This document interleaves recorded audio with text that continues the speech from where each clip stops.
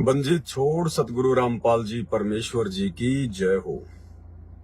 परम पिता परमात्मा सारी सृष्टि के रचनहार, कुल मालिक, असंख्य ब्रह्मांडों के स्वामी, जगत गुरु, तीनों लोकों में प्रवेश करके सबका भरण पोषण करने वाले राजाधिराज, आत्माधार, नाथों के नाथ, देवों के देव महादेव, सर्वेश्वर महेश्वर, मृत्युंजय, अजरो अमर, आदि अनादि, सनातनी प्रभु, जगत पिता जगदीश्वर, श्री श्री 1008 की उपाधि के वास्तविक अधिकारी, अकाल मूरत सौद स्वरूपी राम वासुदेव सर्वगतम ब्रह्म, परम पूज्य प्रथम पूज्य, परम संत, परम पुरुष, परम धनी, परम दयालु, सत्य कबीर, हक्का कबीर, अल्लाहु कबीर, अल्लाहु अकबर, बाखबर, अल्लाह ताला जगत के तारणहार, जगत के मुक्तिदाता, जगत के जगन्नाथ, हारे के सहारे,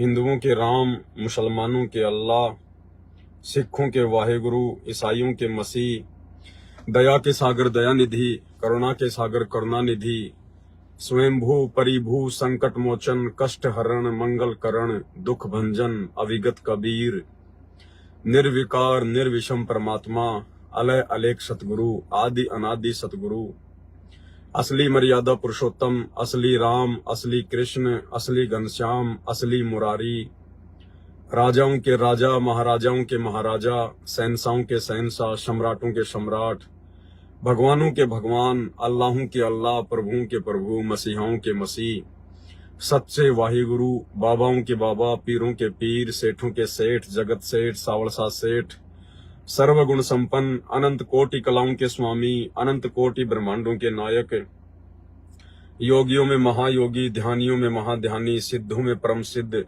ज्ञानियों में तत्व ज्ञानी, ब्रह्म ज्ञानी, महाज्ञानी, परम ज्ञानी, सर्वश्रेष्ठ ज्ञानी, विज्ञानी, युवा कबीर, समर्थ कबीर, असमवात, अमित ओजा, सच्चे रहनुमा, करीम अल्लाह, सुबहान अल्लाह, दुनिया के अंतिम पैगंबर, 8 सितंबर 1951 से गांव धनाना, जिला सोनीपत, हरियाणा, भारतवर्ष की पावन भूमि पे प्रकट रियल कल की भगवान श्री नारायण साकार हरि, श्री बाबा साहेब स्वयंभू संत श्रोमणी सतगुरु रामपाल जी परमेश्वर जी के चरण कमल में साध संगति से जुड़े हुए आप और हम सभी सत्सेवक भाई बहनों का अनंत कोटि दंडवत प्रणाम। सत्साई भाई और बहनों, दया है परम पिता परमेश्वर जी की, जिनके विशेष आशीर्वाद से, जिनकी विशेष रजा से, कृपा से आप और हम सभी सत्सेवक भाई बहन साध संगति से जुड़े हुए हैं। साध संगति से जुड़कर हम निरंतर परमपिता परमेश्वर सतगुरु रामपाल जी भगवान के भक्ति मार्ग में, उन्हीं के चरण कमल में दृढ़ता के साथ में आगे बढ़ रहे हैं। इस कलयुग की विचली पीढ़ी में आप और हम सभी आत्माओं का ये परम सौभाग्य है, क्योंकि साध संगतियां केवल कलयुग की बिचली पीढ़ी में इस मोक्ष के प्राइम टाइम में ही परमात्मा शुरू करते हैं। आज से पहले के युगों में साध संगतियां नहीं होती हैं, क्योंकि आज से पहले जीवात्माओं के पूर्ण मोक्ष प्राप्ति का समय नहीं था। हम लोग अशिक्षित थे, शास्त्रों से अपरिचित थे और बहुत सारे रीजन थे, जिस कारण से परमात्मा ने साध संगतियों की आवश्यकता नहीं समझी। लेकिन वर्तमान में साध संगतियां ये गुरुदेव भगवान की एक विशेष रजा से है। हम ये तो नहीं कह सकते कि साध संगति के बिना कोई पार नहीं हो सकता, क्योंकि पार करने वाले तो परमात्मा है। तुम कर दो पल में पार, हो जा रजा तेरी, ये तो सतगुरु के हाथ में है। लेकिन सतगुरु भी अपनी एक जो प्लानिंग होती है उसी के अनुसार अपना सारा कार्य करता है। परमात्मा कलयुग की बिचली पीढ़ी में आकर परमात्मा भी उसी हिसाब से रिएक्ट करता है, एक आम व्यक्ति की भूमिका करता है, कुछ अनुयायी बनाता है, फिर उन सबके सहयोग से परमात्मा अपनी अन्य आत्माओं तक ज्ञान प्रचार करवाता है। तो ज्ञान प्रचार तो परमात्मा खुद भी कर सकते हैं, किसी भगत की क्या आवश्यकता है। लेकिन परमात्मा की कुछ प्लानिंग होती है, उसके अनुसार परमात्मा अपनी आत्माओं को भी कुछ सेवा देते हैं। अन्यथा 650 साल पहले ना ही तो कोई ज्ञान गंगा पुस्तक हुआ करती थी, ना ही कोई ज्ञान गंगा पुस्तक बांटने वाले भगत हुआ करते थे, ना कोई सोशल मीडिया थी, ना फेसबुक था, ना यूट्यूब था, ना कोई गाड़ी घोड़े थे। और समर्थ ने अपनी समर्थता के बलबूते पर यह दिखाया कि उस समय छुआछात कितने चरम पर थी और परमेश्वर उस जाति में उन्होंने रोल किया, अभिनय किया, जुलाहा जाति में, जिनके लोग शकल भी नहीं देखा करते थे। और विशेषकर जो ब्राह्मण समुदाय था वो तो जुलाहा जैसे लोगों को अपने कपड़ों से भी स्पर्श नहीं होने देते थे। उस जाति में परमेश्वर आए और 64 लाख उनके भगत हुए, उनके अनुयायी हुए, जिनमें सबसे बड़ा जो ब्राह्मण था उस समय, सबसे बड़ा ब्राह्मण पूरे हिंदुस्तान में, सभी जो ब्राह्मण हैं उन सब का मुखिया पंडित रामानंद, जिसके 52 द्वारे थे। आप ये जितने भी बद्रीनाथ, केदारनाथ, जगन्नाथ, नीलकंठ, वैष्णो देवी, ये जितने भी धाम है, ऐसे ऐसे 52 द्वारे हैं, 52 धाम है। उन 52 धामों के ऊपर उसका प्रभुत्व था। उसके अनुयायी वहां बैठकर सत्संग किया करते थे पंडित रामानंद जी के अनुचर बनकर। इतना बड़ा पंडित था, ज्ञानी था, चारों वेदों को कंठस्थ याद कर रखा था। यानी हिंदुस्तान के ब्राह्मणों का मुखिया कह सकते हैं आध्यात्मिक दृष्टि से। परमात्मा ने अपने समर्थता के बलबूते पर उसको अपना पहला शिष्य बनाया था, पहला शिष्य।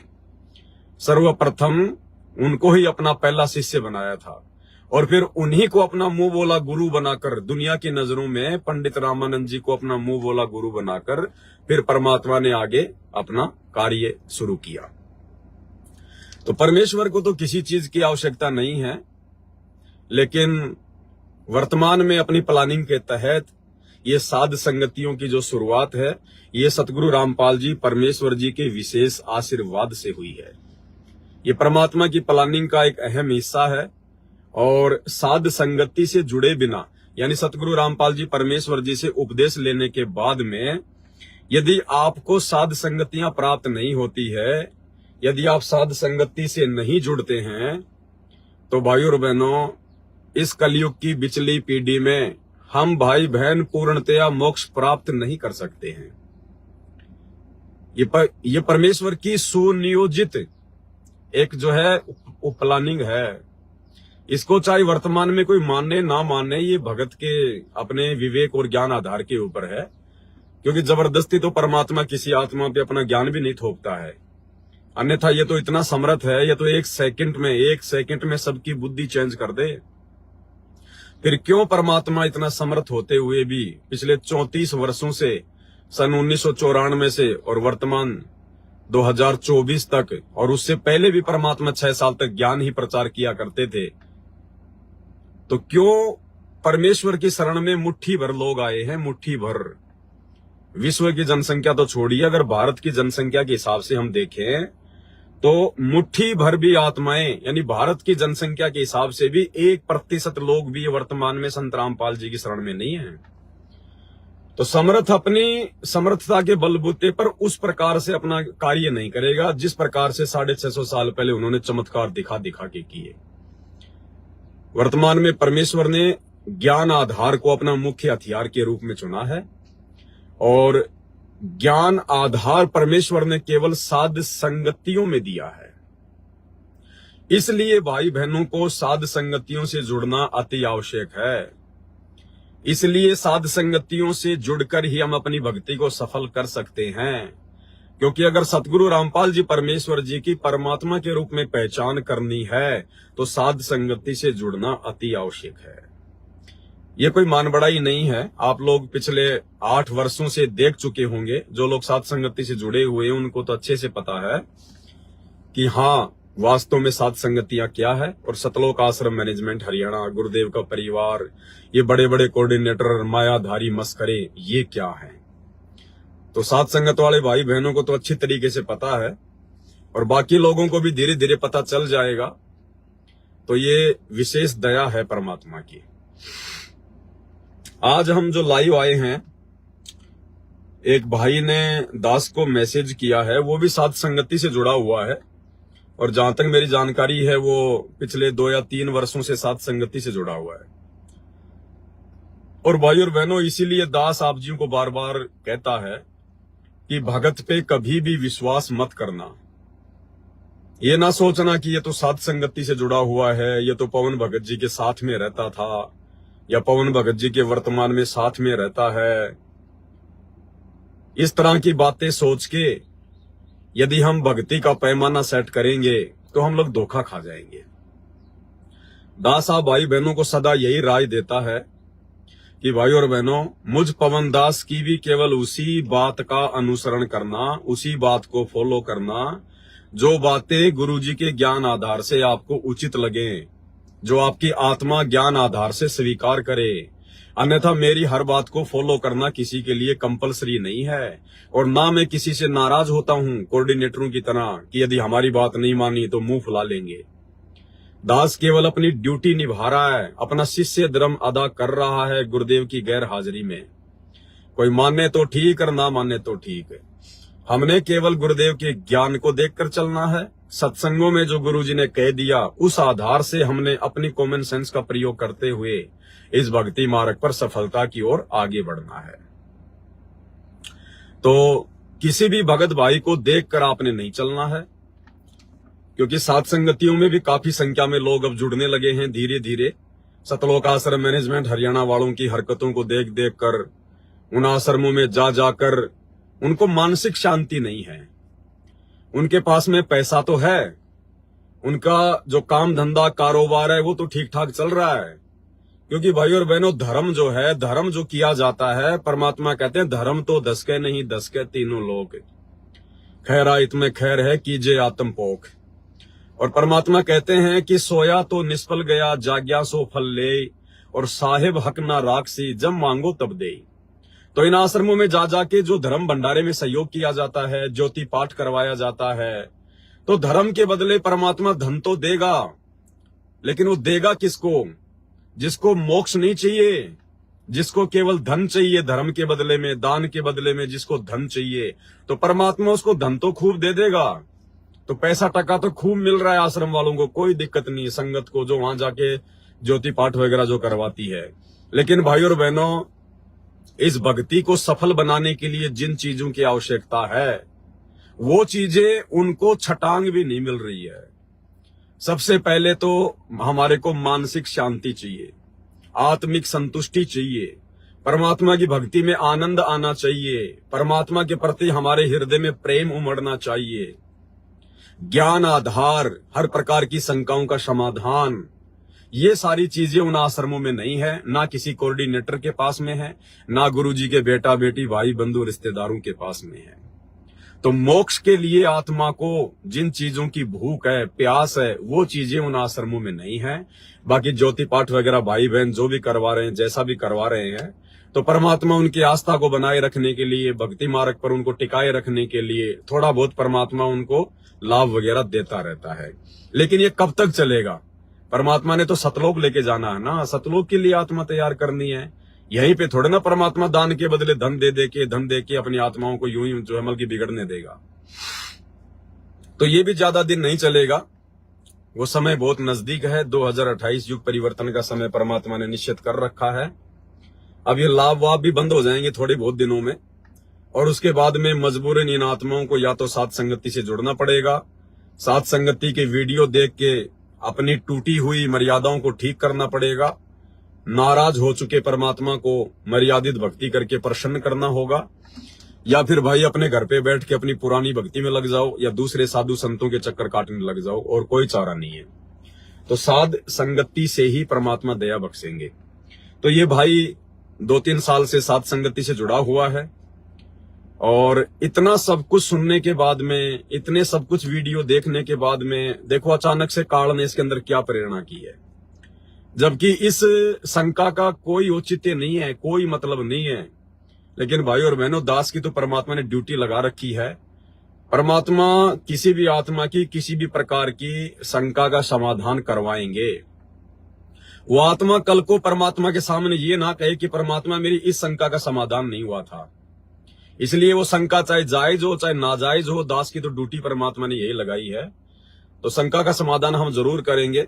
हो सकता है इस प्रकार की शंका हमारे और अन्य भगत भाई बहनों को भी हो, उनके मन में काल ने कोई प्रेरणा की हो, क्योंकि मन रूप में काल तो साथ में रहता है ना जीव के कर्म जो है वो बिगड़वाने के लिए। तो दास को परमात्मा ने प्रेरणा की, तो ये भाई की शंका है। इसमें भगत जी कह रहे हैं कि सतसाई भगत जी, दास को एक शंका है कि भगत जी आप पहले वाले वीडियो में कहते थे कि मैनेजमेंट के लोग संगत से पैसा लेकर अपना पर्सनल यूज में लेते हैं, जैसे अपने खाने के लिए, कपड़ों के लिए, तो वे गलत हैं। मगर भगत जी आप भी तो संगत की सेवा वाले पैसे का अपने पर्सनल यूज में यूज कर रहे हैं, तो क्या उससे संगत का सेवा का दुरुपयोग नहीं हो रहा है? समाधान कीजिएगा। ऐसे मेरी शंका नहीं, ऐसे मेरी ईर्ष्या नहीं, मेरी शंका समझिएगा। अब ईर्ष्या तो आप क्यों रखोगे मेरे से भाई? मैंने कौन सी आपकी भैंस खोल रखी है जो आप मेरे से ईर्ष्या रखोगे? अब शंका है, आपके मन में आई है, तो परमात्मा ने दास को प्रेरणा की है। देखो भाई बहन, परमात्मा कहते हैं जेता घट तेता मता, घट घट सोच विचार। जितनी खोपड़ियां होंगी उतने प्रकार के विचार उत्पन्न होते रहेंगे। तो भगत जी कह रहे हैं कि आप पहले तो वीडियो में कहा करते थे कि भाई मैनेजमेंट को दान धर्म का पैसा नहीं देना चाहिए, ज्योति पाठ का पैसा नहीं देना चाहिए, ये मैनेजमेंट वाले आपके पैसों का दुरुपयोग कर रहे हैं, आपके कर्म फोड़ रहे हैं। और वर्तमान में भगत जी आप जी भी कोई विशेष काम वगैरह नहीं करते हो, आप भी संगत के पैसों से सारा सब कुछ कर रहे हो, तो इसमें हम क्या समझें? क्या आप भी मैनेजमेंट वालों की श्रेणी में हो? तो ये शंका भाई को है। भाई और बहनों, पहले तो आपको दास क्लियर कर देता है, कुछ एक बातें हैं। परमात्मा अपने मिशन के लिए कुछ आत्माओं को निमित्त बनाता है, और परमेश्वर ने मौका देना पड़ता है उन आत्माओं को, भले वो आत्मा उस मिशन के अनुरूप कार्य करे या ना करे। परमेश्वर ने उस भगत की पिछले जन्म जन्मांतरों की भक्ति, त्याग, बलिदान, सेवा, दान धर्म के बदले में उस आत्मा को मौका देना पड़ता है। जैसे 650 साल पहले परमात्मा ने कमाल को मुर्दे से जिंदा किया, जबकि परमात्मा को इस बात का मालूम था कि ये आत्मा आगे चलकर गुरुद्रोही बनेगी और काल के जाल में मेरे हजारों भक्तों को फंसाएगी, लेकिन फिर भी परमात्मा ने कमाल को जिंदा किया। उसके बहुत सारी रीजन होते हैं भाई और बहनों, केवल एक ही रीजन नहीं होता। तो उसका एक रीजन और था, क्योंकि बहुत सारे रीजन तो दास आपको बता चुका है कि कमाल के माध्यम से परमात्मा ने वर्तमान में अपने बेटा बेटी, भाई बंधु, रिश्तेदारों की असलियत भी बतानी थी कि जिस कमाल को परमात्मा ने मुर्दे से जिंदा किया, अपने बेटे की तरह पाला पोसा, आध्यात्मिक शिक्षा दी, और आगे चलकर वही उनके परिवार का मुख्य जो सदस्य था, जिसको बेटे की तरह पाला, वही उनका सबसे बड़ा शत्रु हो गया, वही काल का एजेंट बन गया। तो परमात्मा हमें समझाना चाह रहे थे कि आगे जब कलयुग की पिछली पीढ़ी में मैं आऊंगा, उस समय भी ये काल मेरे आसपास, मेरे परिवार के रूप में, मेरे बेटा बेटी, भाई बंधु, रिश्तेदारों के रूप में ही, या मुख्य सेवादारों के रूप में ही अपने एजेंटों को भेजेगा। तो आप लोगों ने सावधान रहना है, बेटा बेटी की मोहर देखकर आंख बंद करके विश्वास नहीं करना है। और आज वही काम हो रहा है सारा का सारा, जो उस समय कमाल ने किया, परमात्मा की मर्यादा तोड़वाई, आज वही काम साइलेंट रूप में, सूक्ष्म रूप में काल गुरुदेव के कलयुगी परिवार के माध्यम से करवा रहा है। सबको पता है कैसे कैसी राजनीतियां करवाता है, सारे उल्टे काम करवा रहे हैं संगत से, ज्ञान आधार से कोई लेना देना नहीं है। और दूसरा रीजन ये था भाई और बहनों कमाल को जिंदा करने का, क्योंकि वो आत्मा कभी न कभी परमात्मा की शरण में थी, अच्छी आत्मा थी, परमात्मा की भक्ति कर रही थी, लेकिन हम लोग परमात्मा से अपनी नादानी के चलते दूर होते आ रहे हैं। तो परमेश्वर ने उस आत्मा को एक मौका भी देना था। गुरुदेव भगवान ने, कबीर परमात्मा ने अपनी उस आत्मा को एक मौका देना था, क्योंकि उसकी किसी जन्म की दान, भक्ति, सेवा, त्याग और जो बलिदान था, उसका जो पुण्य था वो शेष था। और परमात्मा मौका देता है आत्मा को। तो परमेश्वर ने उस कमाल की आत्मा को, जहां भी वो, जिस भी योनि में थी, जहां भी थी, उस आत्मा को परमात्मा ने मौका दिया। ये जरूरी नहीं है कि कमाल ने जो शरीर छोड़ा था वो जिस भी वो कबीले में था, और जो कबीले वाले थे जिन्होंने उसको पानी के अंदर एक नाव सी बना के उसको पानी में बहा दिया था, जरूरी नहीं है कि वही आत्मा को परमात्मा ने वापस डाला था। नहीं, ना जाने कौन सी योनि से उठा के उस आत्मा को परमात्मा ने उस मुर्दे शरीर में डाला। जिस प्रकार जो शेख तकी की बेटी थी वो मर गई थी 11 साल की उम्र में, और परमात्मा ने फिर अपनी किस आत्मा को परमात्मा ने अपनी किस आत्मा को कहां से लाके उसके शरीर में डाला। तो बहुत सारे रीजन होते हैं भाई और बहनों। तो कहने का मतलब है परमात्मा आत्माओं को मौका देता है, उनको अपने मिशन के लिए निमित्त बनाता है। तो वर्तमान में भाई और बहनों दो आत्माएं। सबसे पहली आत्मा है गुरुजी का भाई महेंद्र। गुरुजी का भाई महेंद्र, जिसको परमात्मा ने सतलोक आश्रम मैनेजमेंट हरियाणा का मुखिया बनाया है। मुखिया बनाने का मतलब गुरुदेव ने अपने मुख से उसको मुखिया नहीं बनाया, कोई सरदार नहीं बनाया है, लेकिन उसके पिछले संस्कारों से परमात्मा ने उसको एक ड्यूटी दी और नादान संगत ने उसको गुरुदेव का भाई समझकर सतलोक आश्रम का एक मुख्य व्यक्ति समझकर उसको विशेष जो है महत्व देना उसको शुरू कर दिया। और आश्रम में भक्तों का शंका समाधान भी वो किया करता था। अब आज पता चल रहा है कि वो क्या शंका समाधान किया करता होगा। तो परमेश्वर ने उस महेंद्र की आत्मा को भी मौका दिया, उसको सतलोक आश्रम मैनेजमेंट हरियाणा में उसको रखा। ज्यादातर लोग उसकी बातें मानते थे, उसको फॉलो करते थे। कोऑर्डिनेटर लोगों को संभालता था, बहुत सारी जो व्यवस्था है, जो मैनेजमेंट है, वो उसको देखा करता था। तो महेंद्र को परमात्मा ने निमित्त बनाया। दूसरी तरफ भाई और बहनों, साध संगतियों के लिए मुझ पवन दास को परमात्मा ने निमित्त बनाया। और फिर परमेश्वर ने अपने इसार जेल से आए हुए एक 9 पेज के लेटर में, जो लेटर आपको दास ने पढ़ाया था 2 बार, उसके ऊपर वीडियो भी बन चुके हैं, उस लेटर में परमात्मा ने सांकेतिक रूप में लिखा हुआ है। सांकेतिक रूप में क्या लिखा है परमात्मा ने कि ये जो महेंद्र दास है, जो गुरुजी का छोटा भाई है, ये और जो ये पवन दास है आपका भाई, ये दोनों आत्माएं सतगुरु रामपाल जी भगवान की, इस कबीर परमात्मा की जो है, ये परम आत्माएं हैं। परम आत्माएं मतलब आम आत्माओं से ये श्रेष्ठ आत्माएं हैं। ये दास पवन दास और महेंद्र दास, ये दोनों जो है परमात्मा के ये परम भगत थे। ये किसी जन्म में, किसी युग में हम दोनों सतगुरु रामपाल जी भगवान के, इस कबीर परमात्मा के परम भगत रह चुके हैं। और मेरा और महेंद्र का, हम दोनों का 84 लाख योनियों में जन्म नहीं हुआ। जब से परमात्मा ने शरण में लिया है, जब से भी लिया होगा परमात्मा ने, मैं और महेंद्र केवल 2 ही आत्मा है संगत में, जो 64 लाख वाली आत्माओं में से नहीं है। यानी गुरुजी का भाई और ये पवन दास, हम दोनों 650 साल पहले 64 लाख वाली आत्माओं में नहीं है। हम आत्माएं बार बार मां के गर्भ से जन्म लेकर नहीं आ रही हैं। हम आत्माओं को परमात्मा ने 84 में नहीं जाने दिया। और वर्तमान में परमात्मा ने हम दोनों ही आत्माओं को मौका दिया है अपने इस मिशन में सहयोग के लिए, अपने अच्छे जो कर्म है वो बनाने के लिए हम दोनों आत्माओं को परमात्मा ने मौका दिया। अब इसीलिए तो भाई और बहनों देखो, गुरुजी की लाखों की संगत में से 2 भाग हो गए। गुरुजी की लाखों की संगत में से 2 भाग हो गए, और एक जो टुकड़ा है वो सतलोक आश्रम मैनेजमेंट हरियाणा है, जिसका मुखिया उधर जो है ये महेंद्र बना हुआ है। और एक तरफ साध संगतियां शुरू हो गई, यानी दूसरा जो ग्रुप बन गया, उसके लिए परमात्मा ने इस कुत्ते को निमित्त बनाया, इस पवन दास को निमित्त बनाया। नहीं तो मैं तो आपके जैसा 2 कोड़ी का भगत था, मुझे कौन जानता था भाई, मुझे कौन पहचानता था मुझे संगत में, और ना हमने कभी ये सोचा जिंदगी में। लेकिन भाई जो परमात्मा ने देना होता है वो परमात्मा देता है। जो मौका परमात्मा ने देना होता है परमात्मा देता है। अब उस मौके का कौन फायदा उठाएगा और कौन नहीं उठाएगा, ये फिर आगे उन भक्तों के स्वतंत्र कर्मों के ऊपर है। तो मौका परमात्मा ने महेंद्र को भी दिया और मौका परमात्मा मुझ दास को भी दे रहे हैं। लेकिन महेंद्र के कोई माड़े कर्म, उसके कोई कमजोर संस्कार बीच में आ गए, जो इतनी अच्छी आत्मा होने के बावजूद भी काल का वर्तमान में मोहरा बन गई, काल के जाल में फंस गई, काल की चाल में फंस गई, काल के षड्यंत्र में फंस गया वो। और इस दास के ऊपर परमात्मा ने रजा कर दी, परमेश्वर ने दया बख्शी। दास को परमात्मा ने ज्ञान आधार से साध संगतियों के लिए निमित्त बना दिया। ये बातें मेरे द्वारा परमात्मा ने जो हजारों वीडियो बनवाए हैं, उनकी पुस्तकों के ऊपर, सत्संगों के ऊपर, साध संगतियों में जा जाके आप जी देख के भली भांति आकलन कर सकते हो। जबकि महेंद्र ने आज तक, महेंद्र ने नाम लिया था, महेंद्र ने तो अपने दादा गुरुजी से ही नाम ले लिया था। महेंद्र ने तो दादा गुरुजी से ही नाम ले लिया था।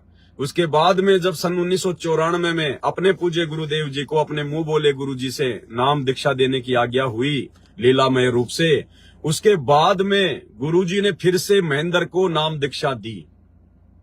तो सोचिए, महेंद्र तो पिछले 30 साल से जुड़ा हुआ है और ये पवन दास तो 2013 में जुड़ा परमात्मा से। तो मैं तो महेंद्र दास से भक्ति मार्ग के हिसाब से भी बहुत छोटा हूं और उम्र के हिसाब से भी मेरी तो 40 साल की उम्र है। महेंद्र की लगभग जो है 65-66 साल की उम्र हो गई। तो हर प्रकार से वो मेरे से बड़ा ही है। लेकिन भाई और बहनों, फिर भी परमात्मा ने दास के ऊपर विशेष दया बना के रखी है। वो आत्मा महेंद्र जिसको गुरुजी ने मौका दिया, आज वो काल की गोद में जाके बैठ गया और इस दास से परमात्मा ने ज्ञान आधार से साध संगतियों के लिए निमित्त बना के हजारों की संख्या में हर एक नया टॉपिक, हर एक नया संकेत, हर एक नई जानकारी और हजारों की संख्या में परमात्मा ने 2-2 घंटे के, 3-3 घंटे के, कई तो 5-5 घंटे की साथ संगतियां हुई है। और महेंद्र का पिछले 30 वर्षों से आप जी एक आधे घंटे का वीडियो भी नहीं देख पाओगे। उसने आज तक अपने 30 साल के भक्ति इतिहास में अपने भगत भाई बहनों के बीच में बैठ के ज्ञान आधार से कभी आधे घंटे की ज्ञान चर्चा भी नहीं की है। ना उसने इस प्रकार से सतगुरु रामपाल जी के परमात्मा होने के विषय में कोई वीडियो बनाया है, ना उसने भक्तों को बैठा कर कोई साथ संगति की है। आप उसका 30 साल के इतिहास में एक आधे घंटे का वीडियो भी आपको देखने को नहीं मिलेगा। तो ज्ञान आधार से परमेश्वर ने इस नीच, इस कुत्ते, इस 2 कौड़ी के जीव के ऊपर दया बख्शी है। तो मौका परमात्मा ने महेंद्र को भी दिया और मौका परमात्मा ने मेरे को भी दिया। अब परमात्मा अपने मिशन के लिए जिन आत्माओं को निमित्त बनाएगा और जो सेवा परमात्मा ने जो पूर्व निर्धारित कर रखी होती हैं, जब वो सेवा परमात्मा करवाएगा तो भाई और बहनों, ना तो काम धंधा वो महेंद्र कर सकता और ना काम धंधा इधर ये पवन दास कर सकता। क्योंकि अगर काम धंधा करेंगे तो फिर हम इस प्रकार की सेवाएं कर ही नहीं, पर हम बिल्कुल सेवा कर ही नहीं, जो है वो नहीं पाएंगे जो सेवाओं के लिए परमात्मा ने निमित्त बनाया है। तो उधर महेंद्र को परमात्मा ने निमित्त बनाया और महेंद्र ने अपने स्वतंत्र कर्मों का दुरुपयोग करते हुए, क्योंकि जब तक जीव की मर्यादा नहीं टूटेगी और जब तक कोई बहुत बड़ा दोष अपने गुरुजी के प्रति भगत में नहीं आएगा, तब तक जीव काल की गोद में जाके नहीं बैठता। लेकिन महेंद्र के मन में अपने गुरुजी के प्रति कोई बहुत बड़ा दोष आया है, बहुत भयंकर दोष आया है, जिस दोष की कोई माफी नहीं हो सकती। उसके बाद इसकी मर्यादा टूटी है और धीरे धीरे 2014 बरवाला कांड से पहले ही काल ने इस महेंद्र को अपने आगोश में लेना शुरू कर दिया। और संयोग देखो भाई और बहनों, 2005 में महेंद्र ने अपनी नौकरी छोड़कर और सतलोक आश्रम जो करोथा है वहां पर ये रहने लग गया।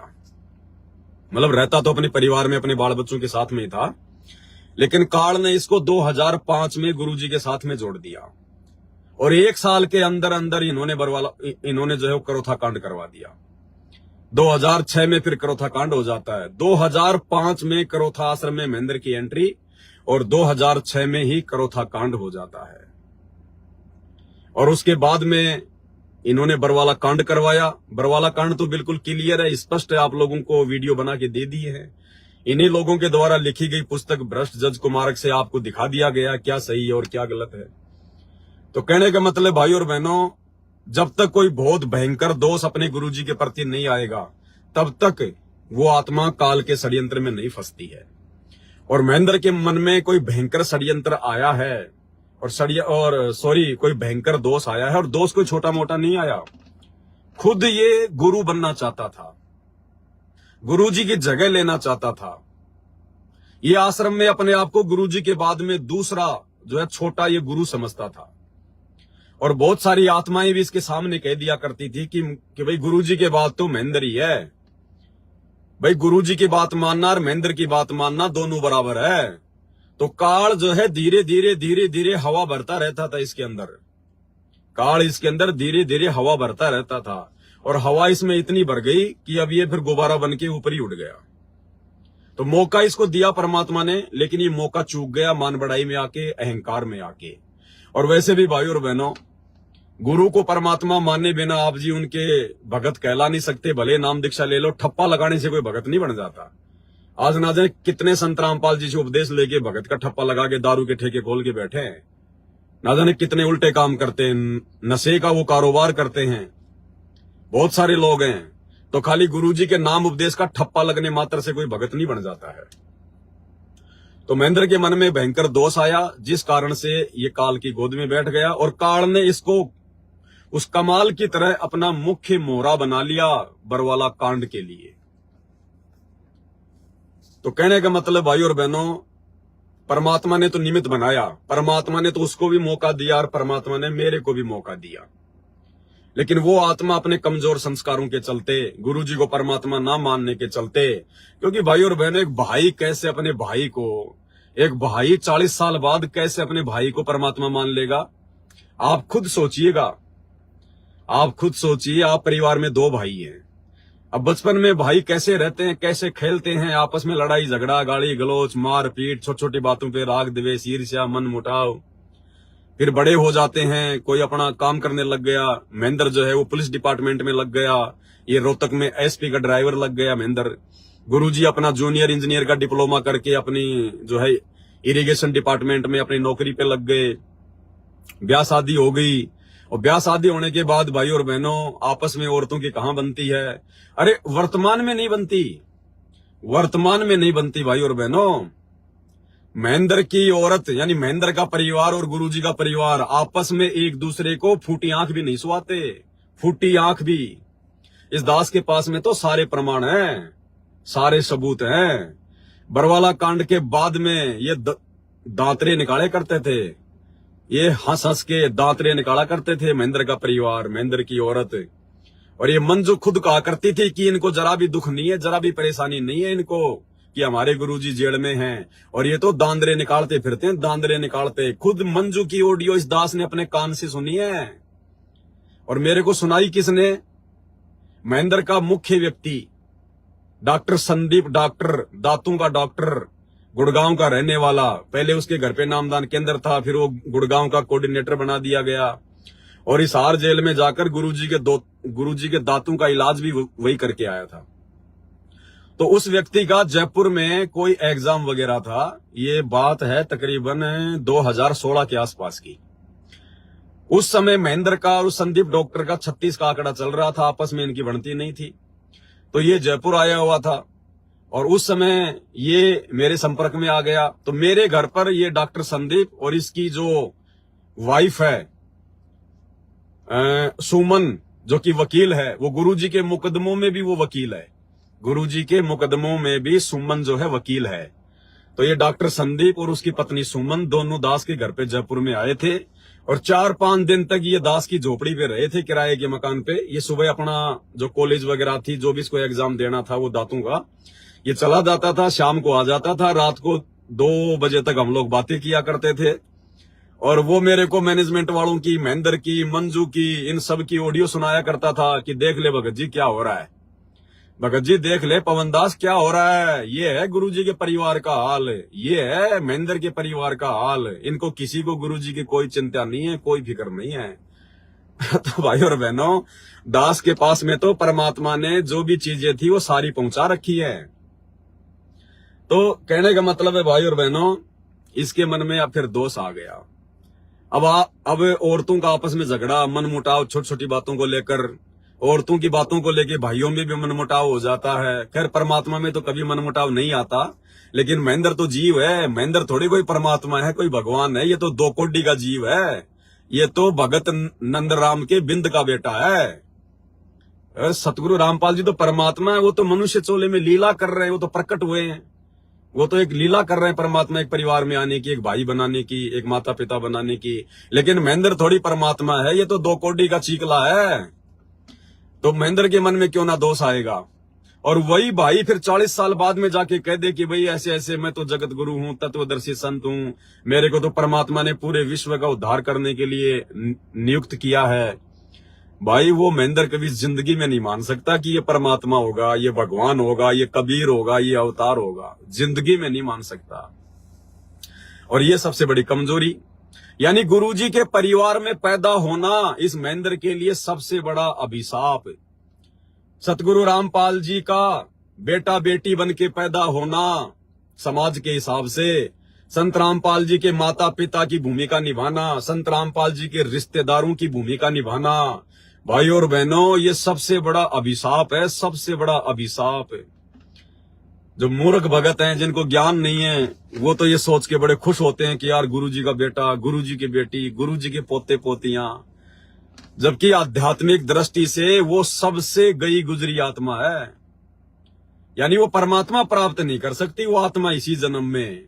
हाँ, वो मान बढ़ाई प्राप्त कर सकती है, ऊंचा कोई पद प्राप्त कर सकती है, भक्तों में वो कैप्टन बन सकता है, सरदार बन सकता है, कोऑर्डिनेटर बन सकता है, लेकिन वो आत्मा परमात्मा प्राप्त नहीं कर सकती।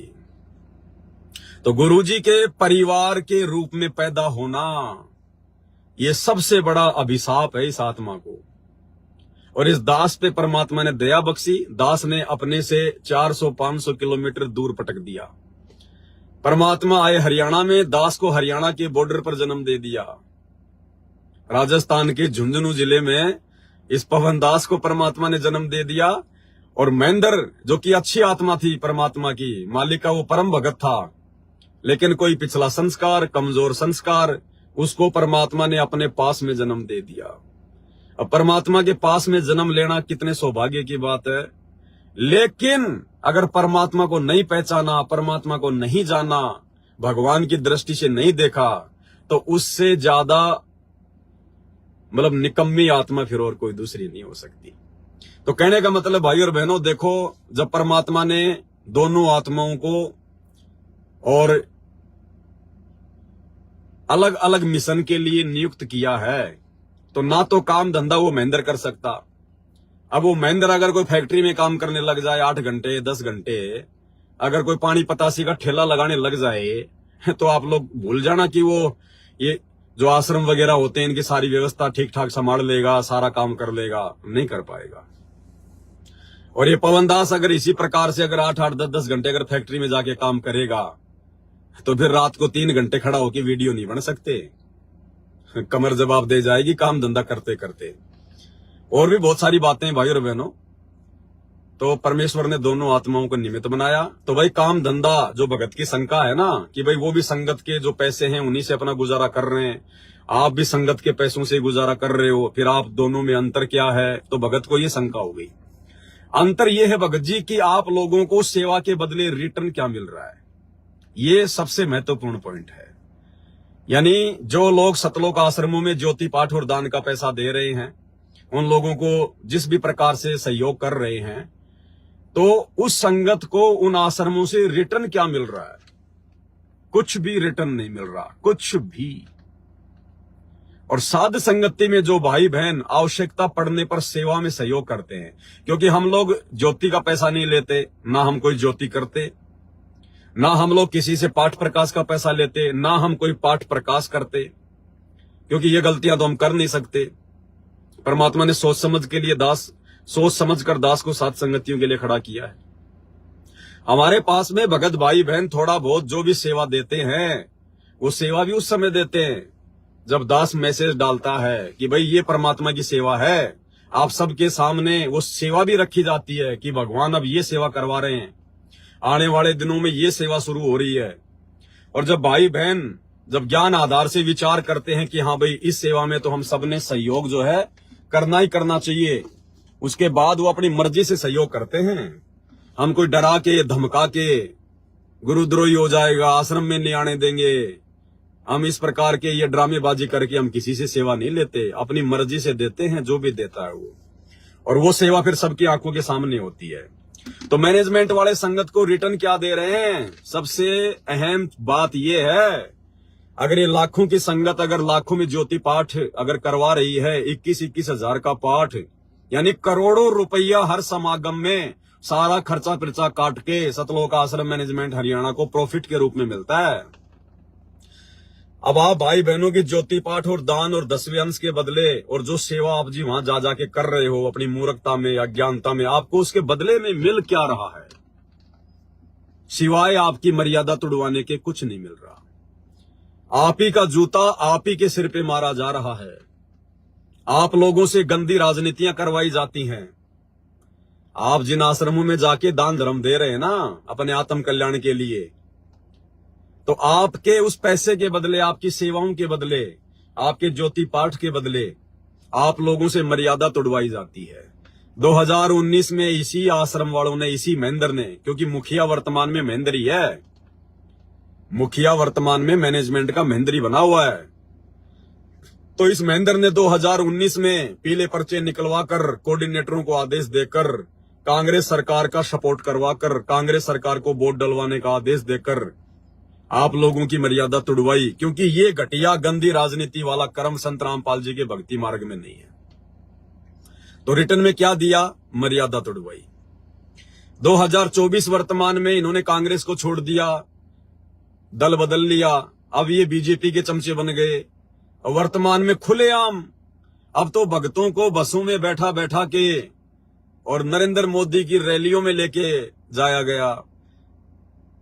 अरे सोनीपत के गोहाना में जो नरेंद्र मोदी की रैली थी 2 महीने पहले, झज्जर, रोहतक, ये आसपास के जो शहर थे, जो वो जिले थे हरियाणा के, सरेआम भक्तों को बसों में भर भर के गुरुजी का आदेश बता बता के, पीले पर्चे निकाल के, मैसेज कोऑर्डिनेटरों से डलवा के, और भाई बहनों को नरेंद्र मोदी की रैली में शामिल करवाया गया। बीजेपी को वोट डलवाए गए, आपकी मर्यादा तोड़वाई गई। आपको रिटर्न क्या मिल रहा है? आप ही का जूता आप ही के सिर पे मारा जा रहा है। फिर इन्होंने धनाना गांव वालों के लिए बैडमिंटन का स्टेडियम बना दिया, आप ही का जूता आप ही के सिर पे मार दिया, आप ही के पैसे का दुरुपयोग किया। क्यों किया? क्योंकि गलती आपकी है। गुरुजी तो कहते हैं गुरु बिन माला फेरते, गुरु बिन देते दान, गुरु बिन दोनों निष्फल है, चाहे पूछो वेद पुराण। ये आप लोगों की गलती है। 2014 बरवाला कांड के बाद से परमात्मा संगत की परीक्षा ले रहे हैं, आप लोग परीक्षा में फेल होते जा रहे हो। गुरुजी ने कब कहा कि आप मेरे भगत को ज्योति पाठ का पैसा देना, आप मेरे भगत को दान का पैसा देना? कब कहा गुरुजी ने? कब कहा गुरुजी ने कि आप किसी भी कुपात्र को ज्योति पाठ का पैसा दे दो? कब कहा गुरुजी ने कि मेरे से आज्ञा लिए बिना आप जी किसी को भी पाठ करवा दो? तो जितने भी लोग पाठ करवा रहे हैं हिसार जेल में जाके, कौन आदेश लेके आया परमात्मा के? ये परीक्षा चल रही है। तो आप ही का जूता आपके सिर पे, आपके ज्योति पाठ के 50 लाख रुपए से धनाना गांव के बच्चों के लिए और बैडमिंटन का स्टेडियम बना दिया जाता है, सिर्फ और सिर्फ इसलिए। ये मर्यादा परमात्मा की केवल इसलिए तोड़वाई गई ताकि धनाना गांव में इन्होंने जो आश्रम का काम शुरू कर रखा था, ताकि धनाना गांव वाले इनसे खुश रहें। आश्रम के निर्माण कार्य में किसी प्रकार का कोई ऑब्जेक्शन धनाना गांव वाले ना करें, क्योंकि पूरा गांव गुरुजी के विरोध में है ना, कि हमारे गांव का नाम बदनाम कर दिया संत रामपाल जी ने जेल में जाके देशद्रोह का मुकदमा लगवा के। तो इनको डर था, इनको भय था, तो इन्होंने अपनी तरफ से और गांव वालों के लिए संगत के ज्योति पाठ और दान के पैसे से 50 लाख का स्टेडियम बना दिया। जबकि आपके गुरुजी के नियम क्या है?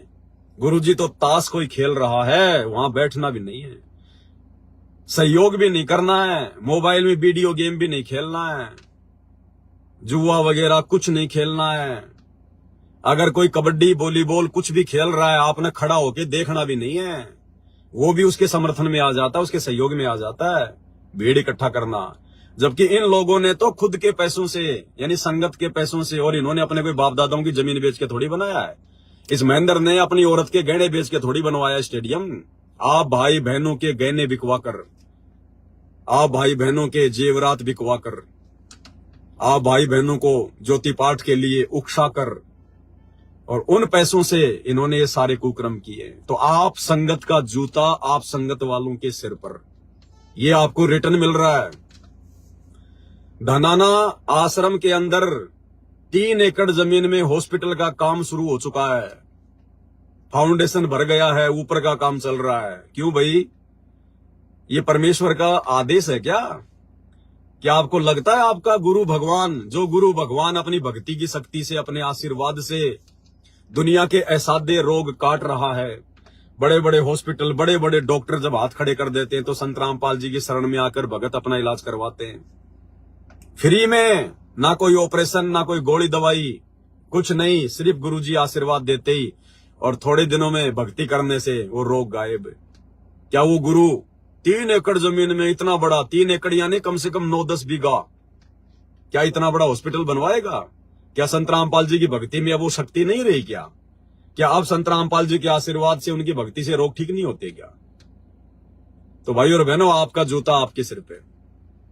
गुंडों की सीबीआई जांच में समर्थन करना, 5 लाख रुपए आपकी ज्योति पाठ का राजपूत करणी सेना को चंदे के रूप में देना, आप भाई बहनों का जूता आप ही के गले में डाल दिया, गधा बना दिया संगत को, गधा। बताओ क्या मतलब था हमारा? गुंडों का और भक्तों का क्या मेल भाई? लेकिन गुंडे लोग तो गुंडों से मेल रखेंगे। अरे गुंडों का तो गुंडों से मेल होगा और भक्तों का भक्तों से मेल होगा। तो सतलोक आश्रम मैनेजमेंट हरियाणा ने राजस्थान के एक गैंगस्टर जो कि 4-5 साल पहले पुलिस एनकाउंटर में मारा गया था, आनंदपाल सिंह, उसकी सीबीआई जांच का समर्थन उसके समाज के लोग कर रहे थे, राजपूत समाज के लोग, राजपूत करणी सेना वाले। जबरदस्ती एपी सिंह वकील ने, क्योंकि एपी सिंह वकील भी राजपूत है और एपी सिंह वकील उस गैंगस्टर का मुकदमा लड़ रहा था, इधर से एपी सिंह संतरामपाल जी का मुकदमा लड़ रहा था। एपी सिंह ने दोनों के आपस में दोस्ती करवा दी, मित्रता करवा दी और महेंद्र से कह दिया कि महेंद्र जी आप तो इस मूर्ख संगत को पीछे लगाकर आनंदपाल की सीबीआई जांच का समर्थन करवाओ और इधर से राजपूत करणी सेना वाले आपके गुरुजी के समर्थन में आ जाएंगे, संतरामपाल जी की सीबीआई जांच के समर्थन में आ जाएंगे। और इस मतिहीन व्यक्ति महेंद्र ने थोड़ा सा भी दिमाग ना लगाकर, थोड़ी सी भी कॉमन सेंस का प्रयोग ना करके और झट से अपने आप को संतरामपाल जी के बाद में संगत का सतगुरु समझते हुए और तुरंत इसने फैसला ले लिया। और जब राजस्थान के अजमेर में रैली थी राजपूत करणी सेना की 2018 में, तो वो एलडी जोधपुर वाला जो कि ये राजस्थान के सोजत वाले आश्रम में रहता है, वो पहुंच गया वहां 5 लाख रुपए का चेक लेके और उन राजपूत करणी सेना वालों को, उसी दादा सुखदेव सिंह गोगा मेडी को, जो इनका दादा था, जो अभी साल भर पहले जो गोलियों से भूनकर जिसको मार दिया गया है, उसको 5 लाख रुपए दिए। तो संगत का जूता संगत के सिर पे। और इसके अलावा आपको कितने कुकर्म गिनाए भाई और बहनों, आप सबको पता है। गांव वालों के लिए रोडे ठीक करवाना, गांव वालों के लिए बसें चलाना फ्री में, एम्बुलेंस चलाना। अरे क्यों चला रहे हो फ्री में एम्बुलेंस गांव वालों के लिए? क्यों गांव वालों के लिए फ्री में बसें चला रहे हो? क्यों संगत के ऊपर उन गांव वालों का भार चढ़ा रहे हो? क्या भार नहीं चढ़ेगा क्या? गुरुजी ने कम मना किया फ्री में देने के लिए। क्यों संगत को बेचारी को जो है ऋणी बना रहे हो? क्यों संगत को बांध रहे हो काल के झांसे में? अब ये संगत की भी कमजोरी है भाई। तो कहने का मतलब है सतलोक आश्रम मैनेजमेंट हरियाणा ने आप लोगों को रिटर्न क्या दिया? सिवाय आपकी मर्यादा तोड़वाने के आपको कुछ भी नहीं दिया। और दूसरी तरफ इस दास को परमात्मा ने सात संगति के लिए निमित्त बनाया और सात संगति में ना कोई ज्योति का पैसा लिया जाता, ना कोई पाठ प्रकाश का पैसा लिया जाता, ना कोई आश्रम बनाने के लिए किसी से कोई जमीन ली जाती है। हल्का फुल्का सात संगति में तो सब ऐसे टूटे फूटे भाई बहन है। कोई 10 रुपए देता है, कोई 1000, कोई 2000, कोई 5000, एक आध बेचारा कोई 50,000, कोई लाख रुपए कोई किसी ने कोई दे दिए। और है कौन बताओ सात संगति में? ना हम कोई इतनी बड़ी सेवाओं का फालतू में कोई ठेका लेते, ना हम कोई गुंडों की सीबीआई जांच के समर्थन में जाते, ना हम राजनेताओं से तालमेल रखते। हमारा तो एक ही नेता है, सतगुरु रामपाल जी भगवान। हमारा कोई राजनेता नहीं है और ना हमें किसी राजनेता की आवश्यकता है। दुनिया के सबसे बड़े राजा और राजनेता सतगुरु रामपाल जी भगवान के रहते सहते। तो भाई बहन छोटी मोटी सेवाओं के लिए जो सेवा उनको पहले बताई जाती है, फिर वो सोच समझ कर सेवाओं में सहयोग करते हैं और उन सेवाओं के बदले में आपको दिया क्या जाता है? उन सेवाओं के बदले में साध संगतियों के माध्यम से आप लोगों को रिटर्न क्या दिया जा रहा है? आप लोगों को वो रिटर्न दिलवा रहा है परमात्मा सतगुरु रामपाल जी भगवान। आप लोगों के चंद सहयोग के बदले इस दास को निमित्त बनाकर वो वस्तु रिटर्न करवा रहा है, जो वस्तु आप जी लाख जन्म में अरबों खरबों की संपत्ति इकट्ठी करके भी नहीं कमा सकते। आप लोगों को मर्यादाएं दी जा रही हैं, जिन मर्यादाओं को निभाने से सतगुरु प्रसन्न होता है। और सतगुरु प्रसन्न है तो बताओ फिर आपका बाल कौन बाका कर देगा यहां पर? फिर आपके पास में कमी किस चीज की है? आप लोगों को रिटर्न जबरदस्त दिया जा रहा है, कई गुना रिटर्न मिल रहा है यहां से सात संगति से। आपको परमात्मा ने दास को निमित्त बनाकर ज्ञान आधार से इतना दृढ़ कर दिया, इतना मजबूत कर दिया। जैसे गुरुजी सत्संग में कहते हैं ना कि अगर ब्रह्मा विष्णु महेश भी अगर मेरे 3 वर्ष के बच्चे के सामने 3 वर्ष का भगत, यानी भले उम्र उसकी 40 साल है, लेकिन 3 साल से जिसने नाम दीक्षा ले रखी है, ब्रह्मा विष्णु महेश भी आध्यात्मिक ज्ञान में मार खा के जाएंगे। तो वो केवल परमात्मा ने साध संगतियों में तैयार किए हैं वो भगत है, इन आश्रमों में नहीं है वो भगत है। इनको तो यहाँ के राजनेता ही जो है मतलब गुल्लाबादी खिला रहे हैं। ये सतलोक आश्रमों से जुड़े हुए भाई बहन ब्रह्मा विष्णु महेशकार, इनका तो क्या सामना करेंगे। इनको तो ये महेंद्र जैसे 2 कोड़ी के जीव, इनके कोऑर्डिनेटर, ये 2 कोड़ी के जीव ही इनको राजनीति में, इनको जो है वो गुल्लाबादी बचपन में हम कहते थे, जैसे आपस में मतलब जमीन में लोट मारना, उसको कहते थे गुल्लाबादी। तो इनको तो महेंद्र जैसे 2 कोड़ी के जीव ही जो है गुल्लाबादी खिला रहे हैं। तो ब्रह्मा विष्णु महेश से टकराने की कहां औकात है इन बेचारे आश्रम वालों की। 2 कोड़ी के राजनेताओं की रैलियों में आप लोगों से धक्के खलवाए जा रहे हैं। तुम कहां से ब्रह्मा विष्णु महेश से टक्कर ले लोगे ज्ञान आधार से? मर्यादा तुम्हारी एक भी नहीं है। तुम्हारे गुब्बारे में हवा है नहीं और तुम उड़ने की सोच रहे हो चांद पे, कैसे पहुंच जाओगे भाई? तो परमात्मा ने इधर साध संगतियों से थोड़ी बहुत सेवाओं के बदले, जिसने भी जैसा की है, परमात्मा ने ज्ञान आधार से उन आत्माओं को लोहा बना दिया, लोहा। आज ब्रह्मा विष्णु महेश भी ज्ञान आधार से मुंह की खा के जाएंगे अगर आ गए तो। काल ने कितने प्रयास किए हम भाई बहनों को तोड़ने के लिए। काल ने अपने एजेंटों के माध्यम से कितने कुप्रयास करवाए, साध संगतियों में आके लड़ाई झगड़े करवा के, या वैसे भी हम भाई बहनों के ऊपर मुकदमे करवा के, जेल करवा के, मारपीट के माध्यम से। ये कौन कर रहा था? ये काल ही तो कर रहा था। अरे वो स्वयं तो आता नहीं और अपने एजेंटों के माध्यम से तो सारे काम करवाएगा। तो काल के एजेंट वर्तमान में गुरुजी का परिवार बना हुआ है, कोऑर्डिनेटर बने हुए हैं। तो ये लोग हमारे साथ में जितनी भी जो ये बदतमीजियां कर रहे हैं, मार पिटाई, गाली गलौज, मुकदमेबाजी, जेल में भिजवाना, साथ संगतियों को रुकवाना, धमकियां देना, ये कौन कर रहा है? ये साक्षात काल कर रहा है। तो काल मुंह की खा रहा नहीं खा रहा? क्या काल ने साथ संगतियां तोड़ दी क्या? बीच बीच में ना जाने हर साल अपने 2, 4, 5, 10 एजेंट साथ संगतियों में भेज देता था। वो मेरे पास में साथ संगतियों में बैठा करते थे। लोग सोचते थे यार ये तो बहुत अच्छा भगत होगा जो पवन भगत जी के साथ बैठा है। और वही काल के एजेंट फिर 10, 15, 20 आत्माओं को तोड़ के ले जाते थे।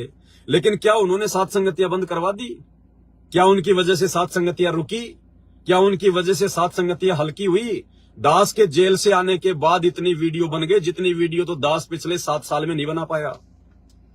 दास के जेल से बाहर आने के बाद में साथ संगति से जुड़कर भाई बहन इतने दृढ़ हो गए जितने पिछले 7 साल में नहीं हो पाए। तो काल उनको नहीं तोड़ पाया, काल उनको डगमग नहीं कर पाया। तो ये रिटर्न दिया परमात्मा ने हमें चंद सेवाओं के बदले, साथ संगतियों से जोड़कर। ये रिटर्न आपको उधर नहीं मिलेगा। ये परमात्मा ने साथ संगतियों से दिलवाया। मर्यादा और भक्ति से बढ़कर कोई प्रतिफल नहीं है। और यही 2 चीजें, मर्यादा और भक्ति, हमारे को सतलोक लेके जाएगी। अन्यथा हम तो वैसे जीव है जैसे हम पहले के युगों में थे। फिर आज से पहले हम सतलोक क्यों नहीं जा पाए? क्योंकि हमारे पास में मर्यादा और भक्ति नहीं थी। मर्यादा और भक्ति के बाद में सबसे बड़ी जो चीज है पूर्ण मोक्ष के लिए, वो है गुरु को ही परमात्मा मानना। अब ये गुरु को परमात्मा मानने वाली जो रिहर्सल है, ये केवल साध संगतियों में है, उन आश्रमों में नहीं है। उन आश्रमों में तो गुरु को केवल जीव माना जाता है। गुरु जी का तो केवल जन्मदिन मनाया जाता है। गुरु जी को तो 2 कोड़ी का जीव माना जाता है, उनका जन्मदिन मना दिया जाता है 8 सितंबर को। और सात संगतियों में गुरु जी को परमात्मा माना जाता है। उन लोगों की हिम्मत नहीं है कि वो कबीर जी की समझे जाने वाली दाढ़ी मूछ वाली नकली फोटो को फाड़ सकें, अपने दिल से उतार सकें और अपने गुरु जी को अपने दिल में कबीर जी के रूप में बैठा सकें। उन लोगों की औकात नहीं है, उनमें हिम्मत नहीं है, उनके संस्कार इतने मजबूत नहीं है। और इधर सात संगतियों के माध्यम से परमात्मा ने हजारों वीडियो बनवाए, हजारों भाई बहन अपना छोटा छोटा वीडियो बना के ज्ञान आधार से उस दाढ़ी मूछ वाली कबीर जी के समझे जाने वाले कागज की फोटो को फाड़ फाड़ के वीडियो बना के फेंक रहे हैं, फाड़ फाड़ के। जबकि भाई और बहनों, हिंदुस्तान में श्री राम, श्री कृष्ण, इन सबसे ज्यादा जो भगत हैं वो कबीर जी के भगत हैं। क्या कोई ऑब्जेक्शन हुआ? 2-4 ने आवाज उठाई थी, हमारे खिलाफ अखबारों में भी ऐड निकलवाई, रैलियां भी निकाली, पवन दास को फांसी दो, पवन दास को फांसी दो। बहुत सारे राजनेताओं के माध्यम से भी, बड़े बड़े वकीलों के माध्यम से भी, और सतलोक आश्रम मैनेजमेंट हरियाणा वाले भी जाके उनका सपोर्ट कर रहे हैं कि हाँ पवन दास को फंसाओ। क्या परमात्मा ने किसी पर भी जरा सी आंच आने दी? तो समर्थ है किसके साथ में? समर्थ है किसके साथ में? क्योंकि समर्थ ने सोच समझ के तो इस कुत्ते को खड़ा किया है। ये फोटोएं फड़वाने के लिए तो परमात्मा ने दास को साथ संगतियों के लिए खड़ा किया है। क्योंकि भाई और बहनों, ये जो कार्य होते हैं ना, ये कार्य परम भक्तों के अलावा कोई दूसरा नहीं कर सकता। हालांकि मेरा इसमें कोई श्रेय नहीं है, मेरा कोई योगदान नहीं है। मैं ये बात तो आप लोगों को आज बता रहा हूं कि भाई गुरुजी ने इस दास को अपने परम भगत के रूप में सेवा दी है और उधर महेंद्र को अपने परम भगत के रूप में सेवा दी है। केवल ये दो ही आत्माएं हैं, लेकिन उसने अपने कर्म फोड़ लिए, दास पे परमात्मा ने दया बख्श दी। तो मेरे को तो ये बात 2019 से पता है, क्योंकि वो हिसार जेल से 9 पेज का जो लेटर है जिसमें परमात्मा ने संकेत कर रखा है कि ये महेंद्र और पवन दोनों मेरे परम भगत हैं। ये काशी में नहीं थे 650 साल पहले। इनको परमात्मा ने मिनी सतलोक में बीज रूप में जो है वो बैठा रखा था, और इस कलयुग की पिछली पीढ़ी में परमात्मा ने दोनों को धरती पे पटका है। तो दास को तो ये बात 2019 से पता है। क्या आपने कभी मेरे अंदर कोई घमंड, कोई अहंकार इस बात का, क्या आज से पहले कहीं कोई जिक्र आपने सुना? नहीं सुना। लेकिन अब ठीक का समय आ गया तो दास ने आपको बताना पड़ रहा है ये सारी बातें। अब भाई 100 रुपए का नोट अगर ये कहे कि मैं 100 रुपए का नोट हूं, मेरी औकात 100 रुपए की है, 100 रुपए तक की कोई भी वस्तु मैं आपको जो है मेरी जो कीमत के बदले में आपको जो है दिलवा सकता हूं, तो उसमें गलत नहीं है, झूठ नहीं है, अहंकार नहीं है, क्योंकि उसकी कीमत 100 रुपए की है। तो इसी प्रकार दास की कीमत परमात्मा ने बना रखी है। मेरी तो क्या औकात है, उस कागज के टुकड़े की क्या औकात है? वो तो सरकार ने मोहर लगा रखी है, इसलिए उसकी कीमत है। तो इसी प्रकार भाई और बहनों, इधर से आपको रिटर्न ही रिटर्न मिल रहा है। अब उधर वो लोग क्या कर रहे हैं? भंडारे करते हैं, ज्योति पाठ का पैसा जमा कराते हैं, लेकिन वो भी अपने कर्म फोड़ रहे हैं। सत्संगों में जो भंडारा होता है ना, सत्संगों का जो भोजन होता है, वो लड्डू जलेबी और बर्फी नहीं होती। अरे साल भर में कभी कभार एक बार बना दी वो बात अलग है, वो भी 3 में से केवल एक मिठाई। तीनों मिठाई नहीं चलती, वो तो फिर जीभ का स्वाद हो गया, फिर तो काल का है वो आहार। मान लीजिए साल भर में आपने कभी कभी किसी विशेष समागम पर या तो जलेबी बना ली या लड्डू बना दिए, बर्फी नहीं चलती सत्संगों में। ध्यान रखना इस बात का। बर्फी ये बकवादों का भोजन है, ये ब्याह शादियों का भोजन है, ये शादी समारोह के जो है ये भोजन के अंतर्गत आता है बर्फी। सत्संगों का भोजन नहीं है बर्फी। और इन आश्रमों में क्या हो रहा है? हर समागम पे लड्डू जलेबी बर्फी, लड्डू जलेबी बर्फी, लड्डू जलेबी बर्फी। ये सत्संगों का भोजन नहीं है। अरे सतलोक आश्रम बरवाड़ा में संत रामपाल जी कब से सत्संग कर रहे हैं? आपने कभी सुना कि कभी उन्होंने सतलोक आश्रम बरवाड़ा के सत्संगों में लड्डू जलेबी या बर्फी तीनों में से एक भी चीज कभी भक्तों को खिलाई हो? एक आधी बार कभी किसी अपवाद स्वरूप, वो भी मैनेजमेंट वालों की सलाह पर, अगर तीनों में से एक मिठाई अगर गुरुजी ने अगर आदेश दिया हो तो बात अलग है। नहीं, गुरुजी ने कभी भी लड्डू जलेबी बर्फी या इस प्रकार का कोई भी आहार सत्संगों में भक्तों को नहीं करवाया। तो गुरुजी के टोटल मर्यादाओं के विरुद्ध सारा काम हो रहा है।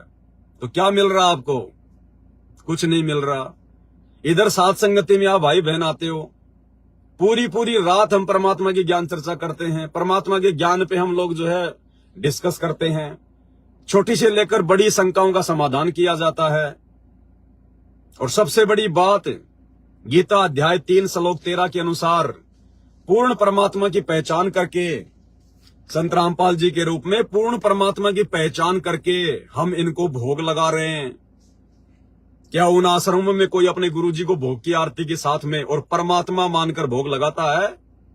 वो तो अभी तक दाढ़ी मूंछ वाली कबीर जी की समझे जाने वाली नकली फोटो को ही अपने घर से नहीं निकाल पा रहे, अपने लॉकेट से बाहर नहीं निकाल पा रहे। वो कहां से संत रामपाल जी को मान लेंगे भगवान? और इन्हीं चीजों से परमात्मा खुश होता है, इन्हीं चीजों से परमात्मा प्रसन्न होता है कि भाई मेरे बच्चों ने मेरे को पहचान लिया। इसी से परमात्मा गदगद हो जाता है। और हमने तो परमात्मा को खुश करना है। दुनिया भाड़ में जाओ, भगत भाड़ में जाओ, गुरुजी का परिवार भाड़ में जाओ। इस दुनिया को हम असंख्य युगों से प्रसन्न करते हुए आ रहे हैं। क्या मिला हमें सिवाय 84 लाख योनियों के गधे कुत्ते सुअर बनने के? अब मौका आया हाथ में, अब ये मौका हाथ से जाने नहीं देंगे। आज हमारी पांचों उंगलियां परमात्मा ने देसी घी में डाल रखी है। यानी आज हमें परमात्मा ने भक्ति के समुद्र में लाके बैठा दिया। तो भाई अब भी अगर मछली अगर प्यासी रहेगी तो भाई उसके अपने फिर वो निकम्मे कर्म है। कहते हैं ना कि जल में मीन प्यासी, मोई सुनत सुनत आवे हासी। तो अब भी अगर सात संगतियों से जुड़कर भी अगर किसी के मन में कोई डाउट आ रहा है, कोई शंका हो रही है, या कोई जो है वो कमजोरियां दर्शाता है, तो भाई ये तो उसके अपने खुद के माड़े कर्म है। इसमें पवनदास का या सात संगतियों का किसी प्रकार का कोई रोल नहीं है। फिर तो यहां आपको सब कुछ रिटर्न मिल रहा है। और अगर उधर सतलोक आश्रमों में संगत के पैसे से अगर महेंद्र का परिवार चल रहा है, गुरुजी के बेटा बेटियों का यदि परिवार चल रहा है, तो भाई रिटर्न में आपको दे क्या रहा है वो परिवार? अरे वो तो भगत भी नहीं है। अरे जो अपने गुरु को भगवान नहीं मानता वो काहे का भगत है? वो हो ही नहीं सकता वो भगत। जो अपने गुरु के रहते सहते कागज के टुकड़े को भगवान मान के पूज रहा है, दाढ़ी मूंछ वाली फोटो को, वो तो भगत भी पूरा नहीं है, भगत भी ढंग का नहीं है। ऊपर से उनकी कोई मर्यादा नहीं है। वो तो आप लोगों का उल्टा मर्यादा और तोड़वा रहे हैं। तो वो तो आप लोगों जितने भी भगत नहीं है, गुरुजी के बेटा बेटी, उनका भाई, ये स्टेट कोऑर्डिनेटर, तो आप लोगों के पैसों से जो उनका परिवार जो चल रहा है, उनके घर में जो राशन पानी, जो आटा वगैरह आता है, घी चावल दाल आती है, तो आप संगत वालों को जो उन आश्रमों में पैसा देती है, उनको तो उसका भी रिटर्न नहीं मिल रहा। और इधर परमात्मा ने सबसे पहले दया करी इस नीच दो कोडी के, इस पत्थर के रोड़े को, टुकड़े को, अपने चरणों की धूल को, इस पवन दास को परमात्मा ने मर्यादाओं में रहना सिखाया। अपना आशीर्वाद देके इस दास को छोटा मोटा भगत बनाया, एक योगी बनाया। और परमात्मा कहते हैं एक योगी को भोजन करवाना 1000 ब्राह्मणों को भोजन करवाने के बराबर है। तो अगर साथ संगत वाले भाई बहनों के सेवाओं के सहयोग से, दान के सहयोग से नहीं, ये दास किसी से दान नहीं मांगता, ना मुझे आवश्यकता है, ना मैं मांग सकता। गधा नहीं बनना मुझे आपका दान लेके। दान केवल गुरु को दिया जाता है, गुरु अधिकारी है। तो उधर मैनेजमेंट वाले बन रहे हैं गुरु, हमने गुरु नहीं बनना। कोई भी सेवा आती है, दास आप सबको लाइव आके बोलता है, मैसेज डालता है, वीडियो बनाता है, भाई ये सेवा है, जिसने सहयोग करना करो। और उसी से परमात्मा दास का भी राशन पानी का काम चलवाते हैं। तो अगर इस दास का परिवार यदि परमात्मा के द्वारा निमित्त बनी हुई संगत के सेवा के पैसों से अगर अपना जो गुजर बसर है यदि वो कर रहा है, तो भाई आप लोगों को तो जबरदस्त रिटर्न मिल रहा है। क्योंकि आपके पैसों से और एक योगी भोजन कर रहा है, एक योगी का पूरा जो परिवार है वो भोजन कर रहा है। क्योंकि जब तक दास मर्यादा में रहेगा तो मेरा परिवार भी मर्यादा में रहेगा। अगर परिवार का मुखिया बिगड़ गया तो पूरा परिवार बिगड़ेगा। हाँ, ये बात अलग है भाई, अगर परिवार में कोई अगर ज्ञान आधार से चल रहा होगा तो फिर वो पवनदास की बात नहीं मानेगा कि भाड़ में जाए पवनदास। चाहे मैं किसी का बाप हूं, चाहे मैं किसी का पति हूं, चाहे मैं किसी का बेटा हूं, चाहे मैं किसी का ताऊजी हूं। अगर ज्ञान आधार होगा और मैं यदि कोई दिन अपने माड़े संस्कार के चलते भक्ति से डगमग हो गया तो उनके यही विचार होंगे कि भाड़ में जाओ ये पवनदास, हम तो परमात्मा के भगत है, परमात्मा के बच्चे, हमने इससे थोड़ी सीखा है। हमने नाम दीक्षा अपने भगवान से लिया है, भक्ति हमने अपने भगवान की करनी है, मोक्ष हमें हमारे गुरुजी देंगे, पवनदास थोड़ी देगा। लगता होगा मेरा पति, लगता होगा मेरा ताऊ, लगता होगा मेरा बाप, ये अलग बात है। तो आप भाई बहनों के पैसों से तो परमात्मा ने एक पूरे परिवार को सबसे पहले तो योगी बनाया, वास्तव में भगत बनाया। देखो ये जो शब्द मैं कह रहा हूं ना, इसमें मेरा कोई मान बड़ाई मत समझ लेना कि भाई पवनदास अपने आप को भगत समझ रहा, अपने आप को योगी समझ रहा, नहीं। अरे बताऊंगा नहीं तो फिर आपको मालूम कैसे चलेगा? अब तो परमात्मा ने सारे ना योगी बना दिए। ये पवनदास ही थोड़ा कोई अकेला योगी है, कोई भगत है। अब तो साथ संगति से जुड़े हुए प्रत्येक भाई बहन योगी बन गए, भगत बन गए। और इसीलिए हम भाई बहनों को परमात्मा इतना रिटर्न दे रहा है। छोटी छोटी साथ संगतियों में भाई बहन जाते हैं, 10, 15, 20 भगत आते हैं, आपस में मिलकर भंडारा बनाते हैं, गुरुजी को भोग लगाते हैं, फिर भंडारा करते हैं। उन 10-20 भगतों को खिलाने से ही हर भगत को परमात्मा कितना लाभ दे रहा है, जितना उधर आश्रमों में लाखों को खिलाने से नहीं दे रहा। क्योंकि साथ संगतियों में जितने भाई बहन आते हैं वो सारे योगी हैं। वास्तव में जो भगत कहे जाते हैं, जिस प्रकार के भगत सतगुरु रामपाल जी भगवान जो बनाना चाहते हैं ना, विषय वासनाओं से दूर, अपने गुरुजी को ही परमात्मा मानना, अपने गुरुजी को भोग लगाना, दुनियादारी से कोई लेन देन नहीं, राजनीति से कोई लेन देन नहीं, रिश्तेदारियों तक में हमने जाना छोड़ दिया, बाहर का पानी तक पीना हमने छोड़ दिया। मजबूरी की बात अलग है। अब योगी और कैसा होता भाई? अब योगी के कोई सींग थोड़े लगेंगे कि तब पता चलेगा कि हाँ ये सामने से योगी आ रहा है। अब परमात्मा ने भोग क्रिया से दूर कर दिया, बाहर के भोजन से दूर कर दिया, अपनी भक्ति देके परमात्मा ने मर्यादित जो है मतलब भगत बना दिया। अब योगी और कैसा होगा फिर? तो अब सात संगतियों में अगर 10 भाई मिलके भी आपस में अगर गुरु जी को भोग लगा के भंडारा करते हैं ना, तो उन 10 भक्तों को भोजन करवाने का फायदा 10,000 लोगों को भंडारा करवाने के बराबर है।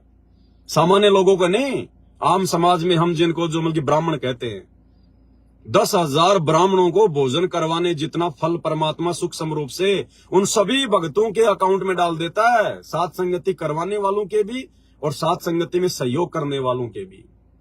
तो ये सूक्ष्म रूप में है सारा खेल।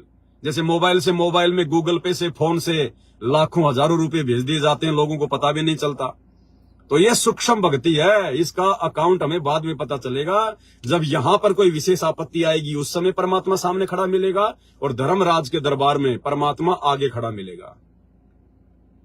अब बताओ अगर इस बात में कोई झूठ है तो बता दो, और इसका प्रमाण देख लो फिर आप कि वास्तव में ये सही है या गलत है, हमें रिटर्न मिल रहा है नहीं मिल रहा है। उन आश्रमों में जाने वाले लोग, इन आश्रमों में जब भी कोई समागम होता है और जो लोग वहां जाते हैं, जो पिकनिक के लिए, सेल्फियां खींचने के लिए, मनोरंजन के लिए, लड्डू जलेबी खाने के लिए, कितने लोग रास्ते में एक्सीडेंट में मरते हैं, गाड़ियां पलट जाती हैं, परिवार का परिवार मर जाता है। महाराष्ट्र के लातूर जिले से 2018 में हिसार की तारीख पे आ रहे थे, 13 भगत मर गए एक ही साथ, 13 भगत। क्या भगवान को नहीं पता था? क्या भगवान नहीं बचा सकता था? क्यों बचाएगा जब मर्यादा में नहीं हो तो, जब उनकी आज्ञा में नहीं चल रहे तो। इनके हर समागम में 10, 15, 20 भगत, तो ये जितने भी आश्रम इन्होंने खोल रखे हैं, इन आश्रमों में आते जाते समय यमराज को प्यारे हो जाते हैं। आप लोगों तक ये सूचना नहीं आने देते। वो तो सरकार की तरफ से कोई अखबार में आ गई तो आ गई, नहीं ये लोग आपको सूचना नहीं लगने देते। धनाना आश्रम में 4-5 भगत तो वहां पर बेचारे मजदूरी करते करते मर गए। वो आश्रम को जो है वो बनाते बनाते वो तो बातें निकल के आ गई, इसलिए दास ने वो वीडियो बनाया कि 3 भगत ट्रैक्टर के नीचे दब के मर गए सेवा करते करते। काहे का आश्रम है वो? आश्रम है वो मंदिर बन रहा है। वो बात आ गई तो दास के पास में मौका आ गया, परमात्मा ने दया करी, मैंने वीडियो बना दिया। नहीं तो ये लोग थोड़ी इस प्रकार की बातें संगत में आने देंगे। और इधर सात संगतियों में आज तक बता दो कोई, आज तक सैकड़ों की संख्या में बड़ी बड़ी सात संगतियां हो चुकी हैं, छोटी मोटी तो होती रहती हैं। आज तक बता दो अगर किसी भी भगत भाई बहन का कोई एक्सीडेंट हुआ हो, किसी का कोई हाथ टूटा हो, कोई पैर टूटा हो, या किसी की मौत हो गई हो सात संगतियों में आते जाते समय, या किसी भी सात संगत वाले भाई बहन का कोई उंगली का नाखून भी अगर उतरा हो, तो अब कोई बिल्कुल ही नालायक है, निकम्मा है, खाली टाइम पास के लिए आ रहा है और मर्यादा जो है निभाता नहीं है और नाम रख लिया सत्सेवक, वो तो मरेगा, उसका तो सब कुछ बेड़ा गर्क होगा, क्योंकि वो अपने भगवान के साथ में धोखा कर रहा है। लेकिन जो सच्ची मुच्ची आत्मा है वास्तव में बता दो। और इधर हर समागम में 10-15 तो धर्मराज को प्यारे हो ही जाते हैं। तो बताओ आपको रिटर्न नहीं मिल रहा क्या? परमात्मा आपकी रक्षा नहीं कर रहा क्या? आपके परिवार की रक्षा नहीं कर रहा क्या परमात्मा? आप जी सात संगतियों से ना जुड़े होते, उसके बाद में आप जी दाढ़ी मूंछ वाली कबीर जी की फोटो को फाड़ के सोशल मीडिया पर वीडियो बना के डाल के दिखाते, आपके घर पर पुलिस आ जाती, पकड़ पकड़ के लेके जाती डंडे मार मार के। लेकिन समर्थ साथ में है, समर्थ सब कुछ प्रेरणा करके करवा रहा है। इस पवन दास की औकात नहीं है, ना ये पवन दास अपनी मर्जी से कुछ करता है। क्या मैं कभी सपन में सोच सकता हूं उस नकली कबीर की फोटो को फाड़ने की? लेकिन भगवान ने फड़वानी तो फड़वा दी। हम तो उनके आदेशों के गुलाम है, आगे काम सतगुरु का है, सिर पर साईं सत्य है तो को क्या बहरे। तो रिटर्न मिला कि नहीं मिला मेरे भाई और बहनों? आप जिन सतलोक आश्रम मैनेजमेंट हरियाणा वालों को ज्योति पाठ दान का पैसा दे रहे हैं, गुरुजी के दोनों बेटों ने रोहतक में अपनी आलीशान कोठी खड़ी कर रखी है, आलीशान कोठी। आप भाई बहनों के पैसों से, ये होता है स्वतंत्र कर्मों का दुरुपयोग करना। ठीक है, आप अगर निमित्त बने हुए हो, और गुरुजी के दोनों लड़के तो निमित्त भी नहीं है। अरे गुरुजी का भाई तो हल्का फुल्का उसके पिछले जन्म की भक्ति से निमित्त बना हुआ है, फोड़ तो वो भी अपने जो है वो कर्म ही रहा है। लेकिन गुरुजी के दोनों लड़के तो इस भक्ति मार्ग में गुरुजी के द्वारा निमित्त नहीं है। खुद गुरुजी ने हिसार जेल से भेजे गए एक लेटर में अपने हाथ से लिखा हुआ है, आपको दिखाऊंगा लेटर। अभी 22 अक्टूबर 2024 से रात को 9 बजे धरती पर अवतार पुस्तक के ऊपर जो वीडियो बनने जा रहे हैं ना, आपको उन वीडियो में दिखाएंगे हिसार जेल से गुरुजी का आया हुआ लेटर। और गुरुजी ने साफ साफ मना कर रखा है कि मैंने अपने दोनों बेटों को, मनोज और वीरेंद्र को, कोई सेवा नहीं दे रखी है। जबकि वो तो वर्तमान में धनाना आश्रम के स्वामी बन के बैठे हैं। भक्तों से राजनीतियां वही तो करवा रहे हैं। राजनेताओं के साथ में फोटो आप जी सोशल मीडिया पर उन्हीं की तो देख रहे हो। वो तो महेंद्र के भी उस्ताद बन के काम कर रहे हैं, काल का। और गुरुजी ने साफ साफ मना कर रखा अपने लेटर में। देखो भाई और बहनों, वो 2015 के 2016 के जो लेटर हिसार जेल से आए हुए ना, वो सारे दास के पास में सेव हैं। परमात्मा को समय का इंतजार था कि कब इनका भेद खुलवाऊंगा, क्योंकि आज से पहले वो लेटर को ना तो दास समझ पा रहा था, तो आप लोगों को मैं कहां से समझा देता। अब परमात्मा ने दया बख्शी, अब मैनेजमेंट के कुक्रम सामने आ गए और मालिक ने थोड़ी बहुत ये सद्बुद्धि देके आप और हमारी जो है बुद्धि खोल दी। अब हमें उन लेटरों में लिखे गए परमात्मा के संकेत समझ में आएंगे। तो वो सारे लेटर दास के पास में सुरक्षित हैं, गुरुजी के हाथ से लिखे हुए, और वो टाइप जो है वो किए हुए जो लेटर गुरुजी का नाम बताकर इन लोगों ने संगत में वायरल किए। अब आएगा वो समय, अब धीरे धीरे बीच बीच में वो लेटर आपको दिखाएंगे। तो गुरुजी ने एक 2016 के लेटर में साफ साफ मना कर रखा है कि मैंने अपने दोनों बेटों को, मनोज को और वीरेंद्र को, कोई सेवा नहीं दे रखी है। 2016 या 17 का लेटर है। तो ये तो जबरदस्ती के ठेकेदार बने हुए हैं संगत के ऊपर। और देख लो, जबरदस्ती के ठेकेदार बने तो अपने कर्म फोड़ रहे हैं। चलो ठीक है, आप अगर छोटी मोटी सेवा भी आप कर रहे हो तो काम धंधा भाई गुरुजी के लड़के भी नहीं कर सकते। चलो मान लिया आप लोगों की बात है। अरे काम धंधा नहीं कर सकते तो नालायको अपने एक्स्ट्रा जो है वो कर्म क्यों फोड़ रहे हो? ये अलग से राजनीतियां करवाना, स्टेडियम बनवाना, हॉस्पिटल का काम शुरू करना, गांव वालों की चापलूसी करना, राजनेताओं के साथ में संपर्क करना, भक्तों से राजनीति करवाना, अपनी कोठी बनाना भक्तों के पैसों से, सेवा के पैसों से, और तुम जो है मतलब महल खड़े कर लिए अपने लिए। इनको आने वाले समय में उन महलों में रातों को नींद नहीं आएगी, जैसे युधिष्ठिर को भूतों के सपने आते थे ना। क्योंकि जब आप एक्स्ट्रा बढ़ चढ़ के संगत का पैसा बर्बाद करोगे ना, तो उसके बाद में फिर संगत जिस मकसद से दान कर रही है ना, दान क्यों किया जाता है? अपने पाप कर्मों को हल्का करने के लिए। अरे दान किया जाता है, भगवान मेरे ऊपर कोई संकट नहीं आवे, मेरे ऊपर कोई समस्या नहीं आवे, मेरे ऊपर कोई दुख नहीं आवे, मेरी हारी बीमारी दूर हो। अपने पाप कर्मों को हल्का करने के लिए संगत दान करती है। और भगत अगर परमात्मा के निमित्त बनकर, अगर मर्यादा में रहकर उस सेवा का यूज करता है तो बाहर भगत पे नहीं चढ़ता। और स्वतंत्र कर्मों का दुरुपयोग करते हुए यदि संगत की सेवा का दुरुपयोग करता है तो फिर वो भगतों की समस्याएं उस भगत की भक्ति से हल होंगी। फिर परमात्मा उस भगत की भक्ति से और संगत की समस्याओं को हल करेगा। अब वो नालायक, उसके पास में भक्ति है कितनी? अरे भगत के पास में भक्ति हो कितनी शक्ति है? तो फिर क्या होगा आने वाले समय में? उस भगत का अकाउंट, भक्ति वाला अकाउंट, उसकी बैटरी बहुत जल्दी डिस्चार्ज हो जाएगी। और उसके बाद क्या होगा फिर उसका? फिर वो लाखों की कोठियां उसको राहत दे देगी क्या? वो लाखों की कोठियां उसको शांति दे सकती हैं क्या? नहीं दे सकती। शांति तो भगवान के आशीर्वाद से और भक्ति से मिलेगी, मर्यादा से मिलेगी। वो चीजें आपके पास है नहीं। तो दास ने आज तक कभी भी, क्या दास ने आज तक कभी भी आप भाई बहनों की सेवा से कोई 50 गज का छोटा सा जमीन का टुकड़ा भी लिया क्या? ये परमात्मा साक्षी है, सतगुरु रामपाल जी भगवान अंतर्यामी है।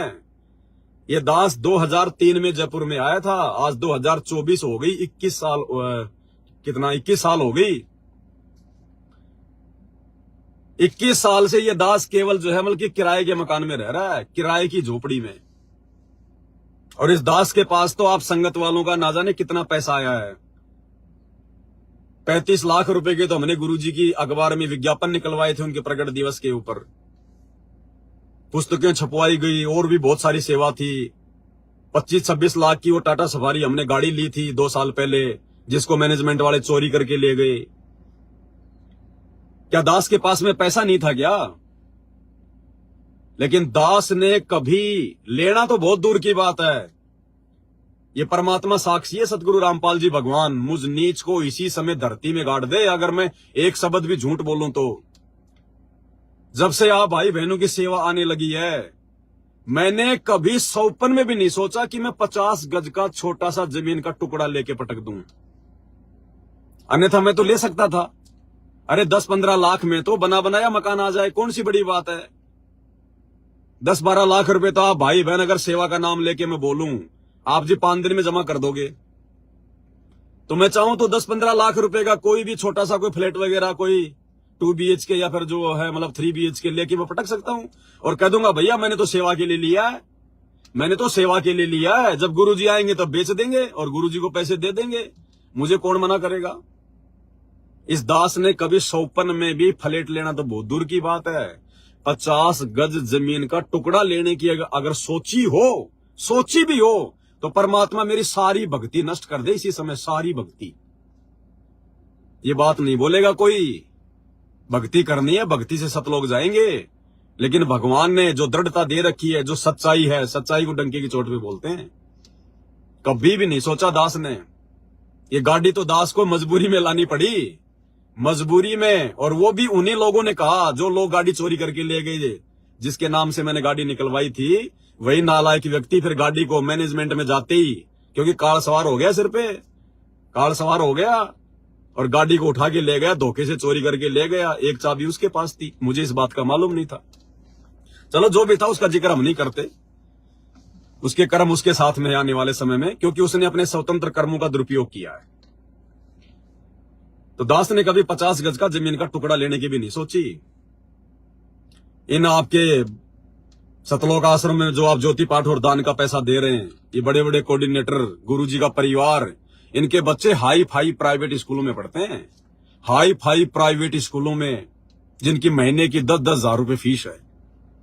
इस दास ने पिछले 3 वर्षों से अपने दोनों बच्चों को और अपने दोनों भाई के बच्चों को घर पे बैठा रखा है, दोनों को घर पे बैठा रखा, उनकी पढ़ाई छुड़वा दी कि बच्चा नहीं जाना स्कूल में, छोड़ो भाड़ में गई शिक्षा।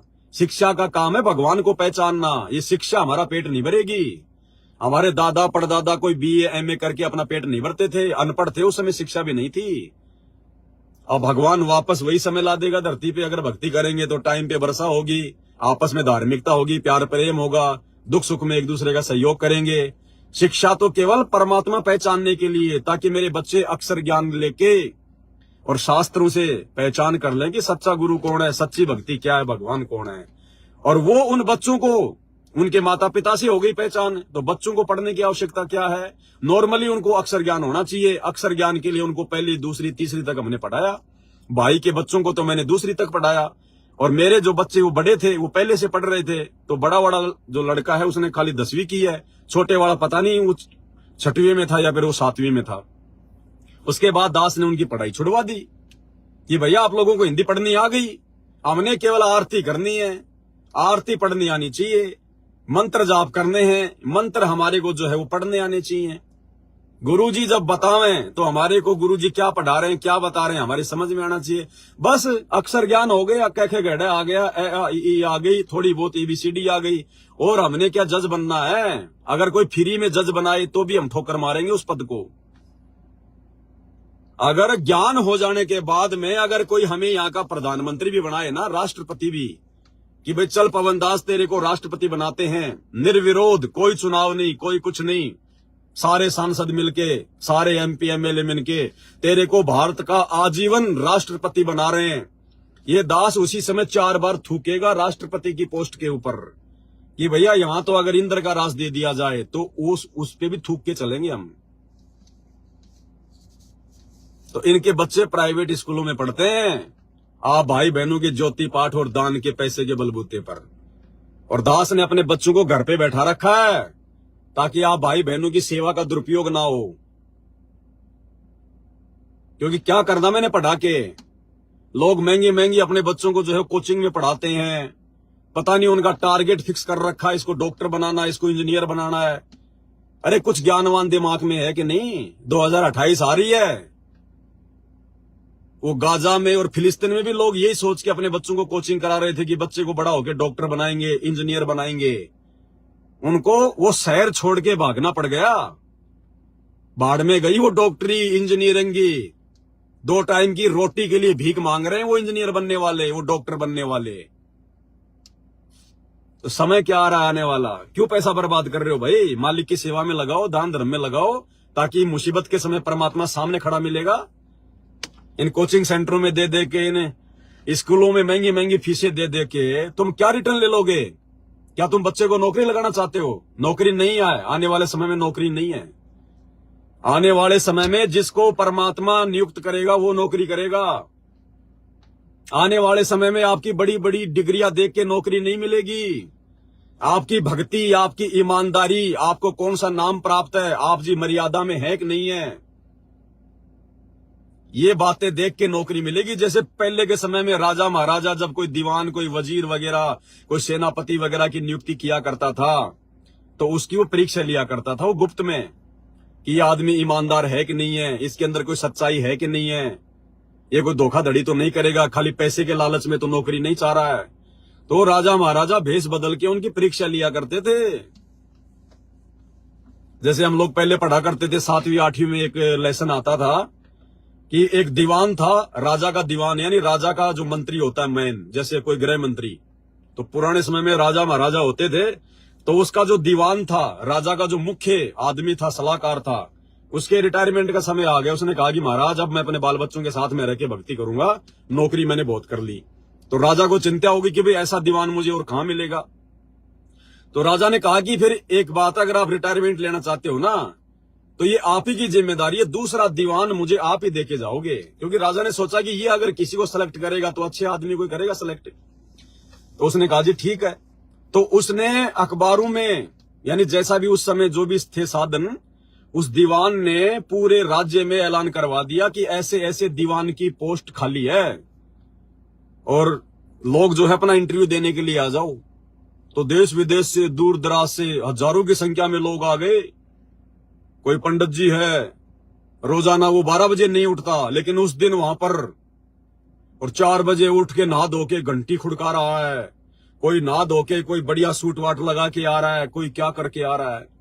और वो जो दीवान था उसने क्या किया, जब देखा कि बहुत सारे लोग आ रहे हैं इंटरव्यू के लिए, उसने एक बैलगाड़ी ली और बैलगाड़ी में उसने जो है बाजरे की बोरियां रख ली, अनाज की, और जानबूझ के एक जो कीचड़ की जगह थी उसमें बैलों को हाँक दिया और वो गाड़ी उस कीचड़ में जाके फंस गई।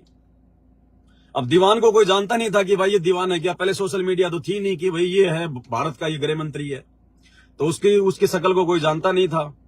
अब वो आदमी बैलों को हाँकता, कभी जो पहिया है गाड़ी का उसको जाके जोर लगाता, और हर आदमी जो इंटरव्यू देने आ रहे थे वो उसको देख देख के आगे निकल रहे, देख देख के आगे निकल रहे।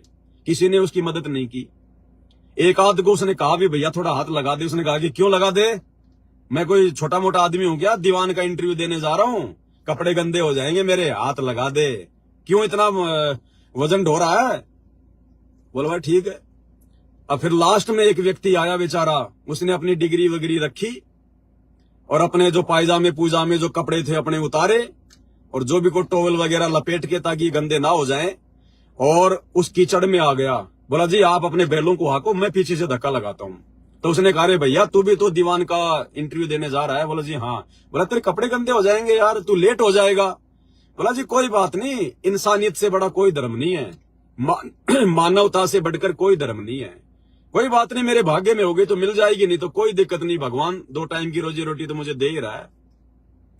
और उसने धक्का धुक्का लगा लोगों के, वो तो नौटंकी कर रहा था, और उसने मारा बैलों को खींच कर, बैलगाड़ी निकाल के ले गए आगे।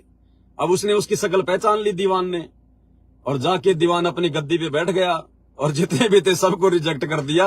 बोला जी मैंने ये कर रखा है, मैंने ये कर रखी है, मैंने जो है मतलब की गुरुकुल में पढ़ाई कर रखी है, मैं नालंदा विश्वविद्यालय से संस्कृत का आचार्य हूं। बोले ले जा तेरा संस्कृत का आचार्य, मुझे कोई ये कड़ी बना के खानी है क्या तेरी डिग्रियां?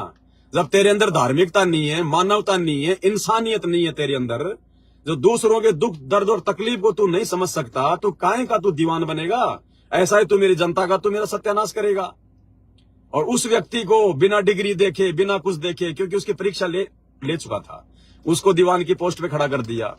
तो आने वाले समय में मेरे भाई, कलयुग में सतयुग आ रहा है, उससे भी अच्छा समय आएगा, उससे भी अच्छा समय।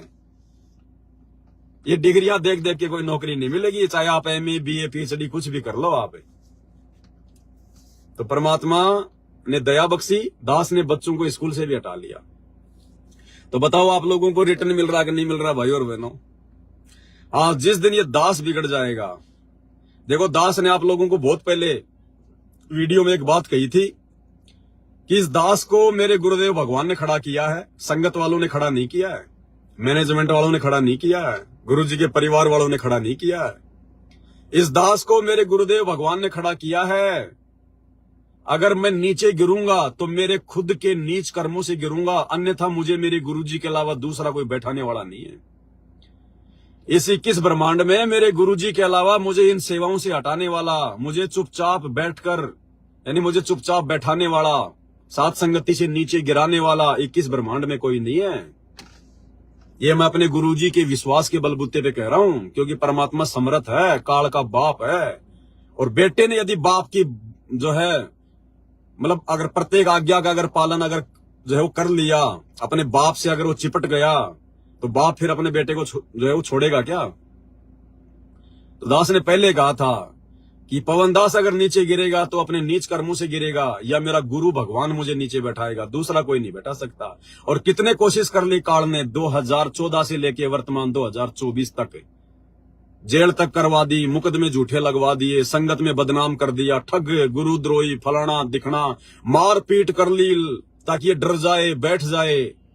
क्या बैठा पाए? वो खुद ही बैठ गए। आज वो खुद ही बैठ गए काल की गोद में। तो भाई और बहनों, परमात्मा जिन आत्माओं को निमित्त बनाएगा, और परमात्मा हजारों को निमित्त नहीं बता, सैकड़ों को निमित्त नहीं बनाता। निमित्त केवल एक ही होता है परमात्मा का पूरी संगत में, केवल एक ही। लेकिन यहां पर संगत की दो फाड़ हो गई, क्योंकि मालिक को इस बात का पता था कि आगे चलकर यह महेंद्र काल का एजेंट बनेगा। एजेंट तो पहले से बना हुआ था, इसलिए परमात्मा ने संगत में दो पार्ट कर दिए। और मैनेजमेंट का मुखिया हो गया वो महेंद्र, मनमुखी रूप से अपने आप को समझने लग गया। और दास को परमात्मा ने खड़ा किया है। दास मनमुखी रूप से खड़ा नहीं हुआ, दास कोई अपनी तरफ से नहीं बढ़ा इधर। और ना हमारी साथ संगतियों में कोई सरदार है, ना कोई कोऑर्डिनेटर है, ना कोई विशेष भगत है। सब सेवादार हैं, सब भगवान के बच्चे हैं, कोई ऊंच नीच नहीं, कोई कुछ नहीं। तो संगत में निमित्त केवल एक ही होता है भाई और बहनों, दो नहीं होते। वो तो मजबूरी में मालिक ने उन आधे अधूरे भक्तों को, लाखों करोड़ों भक्तों को रोकने के लिए, उन आधे अधूरे भक्तों को भक्ति पे लगाए रखने के लिए, अगर परमात्मा मैनेजमेंट वालों के माध्यम से थोड़ा बहुत अगर इस प्रकार का ये ना करवाए ना, ये भंडारे संडारे वगैरह इस प्रकार से, तो ये जाति कहां संगत है? क्योंकि सात संगतियों में ये रुक नहीं पाती, क्योंकि सात संगतियों के नियम क्या है आप सबको पता है। यहाँ तो अच्छे अच्छे भाग गए जो अपने आप में बहुत बड़े सुप्रीम जो भगत बने फिरते थे। यहाँ आने के बाद पता चलता है यार ये भी नहीं करना, ये भी नहीं करना, भगवान प्रसन्न करना है, भक्ति सफल करनी है, तो ये भी नहीं करना, वो भी नहीं करना, वो भाग गए। अब वो आश्रम के पीछे जो लाखों करोड़ों की संगत है, वो सात संगतियों के लायक नहीं है, वो सात संगत वाले नियम फॉलो नहीं कर सकती।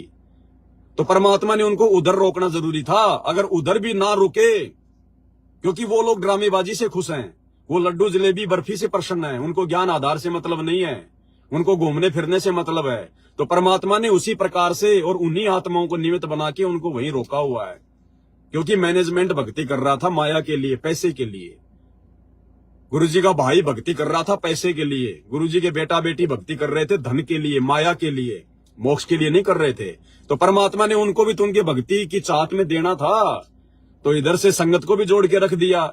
ज्योति पाठ की आड़ में संगत भी जुड़ी हुई है, लड्डू जलेबी बर्फी की आड़ में संगत भी जुड़ी हुई है, ज्योति पाठ का पैसा भी दे रही है। और उन्होंने जो मांगा था परमात्मा की भक्ति के बदले में, अपने मन में जो धारणा बना के वो जो भक्ति पे लगे हुए थे, अहंकार, मान बढ़ाई, धन, वो संगत को निमित्त बना के परमात्मा ने उनकी झोली में डाल दी कि लो भैया धन जितना चाहिए उतना लो, लेकिन मोक्ष नहीं है। तो वो संगत, आश्रमों वाली संगत सात संगतियों की योग्य नहीं थी। इसलिए परमात्मा ने उनको भी, क्योंकि तो सबका बाप है, ये तो दयालु है, ये अपनी तरफ से धक्के नहीं मारता। अब जो बिल्कुल ही निकम्मा है, अपने खुद के कर्म फोड़ के भाग जाए तो बात अलग है। तो परमात्मा को पता था कि सात संगति में ये आत्मा जा नहीं सकती, क्योंकि सात संगति में जुड़ के भक्ति ये कर नहीं सकती, क्योंकि सात संगति के नियम मर्यादा निभाने के योग्य ये लोग है नहीं। और यदि मैंने आश्रमों में इनको नहीं अगर रोक के रखा किसी भी बहाने से, तो ये अपने घर पे बैठ के भक्ति नहीं कर पाएंगी। थोड़े बहुत दिनों में या तो दूसरे पंथों में भाग जाएंगी या भक्ति छोड़ देंगी, बिल्कुल ही मर्यादा में नहीं रहेंगी, तो इनका जड़ से इनका सत्यानाश हो जाएगा। तो परमात्मा तो भाई एक तीर से अनेकों शिकार करते हैं। तो मालिक ने उन आधे अधूरे भक्तों को भी आश्रम वालों के माध्यम से रोक के रखना था कि भाई जैसी संगत वैसे ही उनकी मुखिया, दोनों आपस में कम से कम पड़े तो रहेंगे। जैसे बैल को आपस में जोड़ दिया जाता है ना गले से, कि कहीं आपस में ना भागे। दो बैल होते हैं ना, दो बैल होते हैं जो ज्यादा मतलब कि जो शरारत करते हैं, तो किसान क्या करता है, दोनों बैलों के जो गले की रस्सी होती है वो एक दूसरे से बांध देता है। अब वो इधर खींचे वो इधर खींचे, तो ना तो वो इधर जाए ना वो इधर जाए, जैसा भी है आपस में वो बंधे पड़े रहे। तो ऐसी तो वो संगत और ऐसा ही वो मैनेजमेंट। तो गुरुजी ने दोनों को बैल की तरह बांध के रख दिया, क्योंकि ज्ञान आधार से तो वो भगत बन के भक्ति वो कर नहीं सकते, इसलिए सात संगति के योग्य तो है नहीं वो। तो परमात्मा ने इस प्रकार से भाई और बहनों सबको अपने अपने स्तर पर, जैसा जिसकी बुद्धि है, जैसा जिसको ज्ञान है, इस दयालु परमात्मा ने सबको उसी हिसाब से रोक के रखा हुआ है। तो ये मौका दे रहा है, ये सात संगत वालों को भी मौका दे रहा है भगवान, और मैनेजमेंट वालों को भी मौका दे रहा है। तो भाई और बहनों बहुत सारी बातें हैं। और तीसरी बात भाई और बहनों, आप जितने भी सात संगति से जुड़े हुए भाई बहन है ना, आप परमात्मा की विशेष आत्मा है, सब की सब। उन लाखों करोड़ों आश्रमों में जाने वाले भक्तों से सुप्रीम आत्मा हो आप सभी भाई बहन, क्योंकि आप लोग उधर रह नहीं सकते थे। धीरे धीरे धीरे धीरे जिस प्रकार से संगत उनके उल्टे कर्मों में सहयोग कर रही है ना, संगत को भी आनंद आ रहा है राजनीति करने में, घूमने फिरने में, गुंडों की सीबीआई जांच में जाने में, रैलियों में जाने में। लेकिन आप लोगों को आनंद नहीं आ सकता था, क्योंकि आप परमात्मा की पिछले जन्मों की विशेष आत्माएं हैं।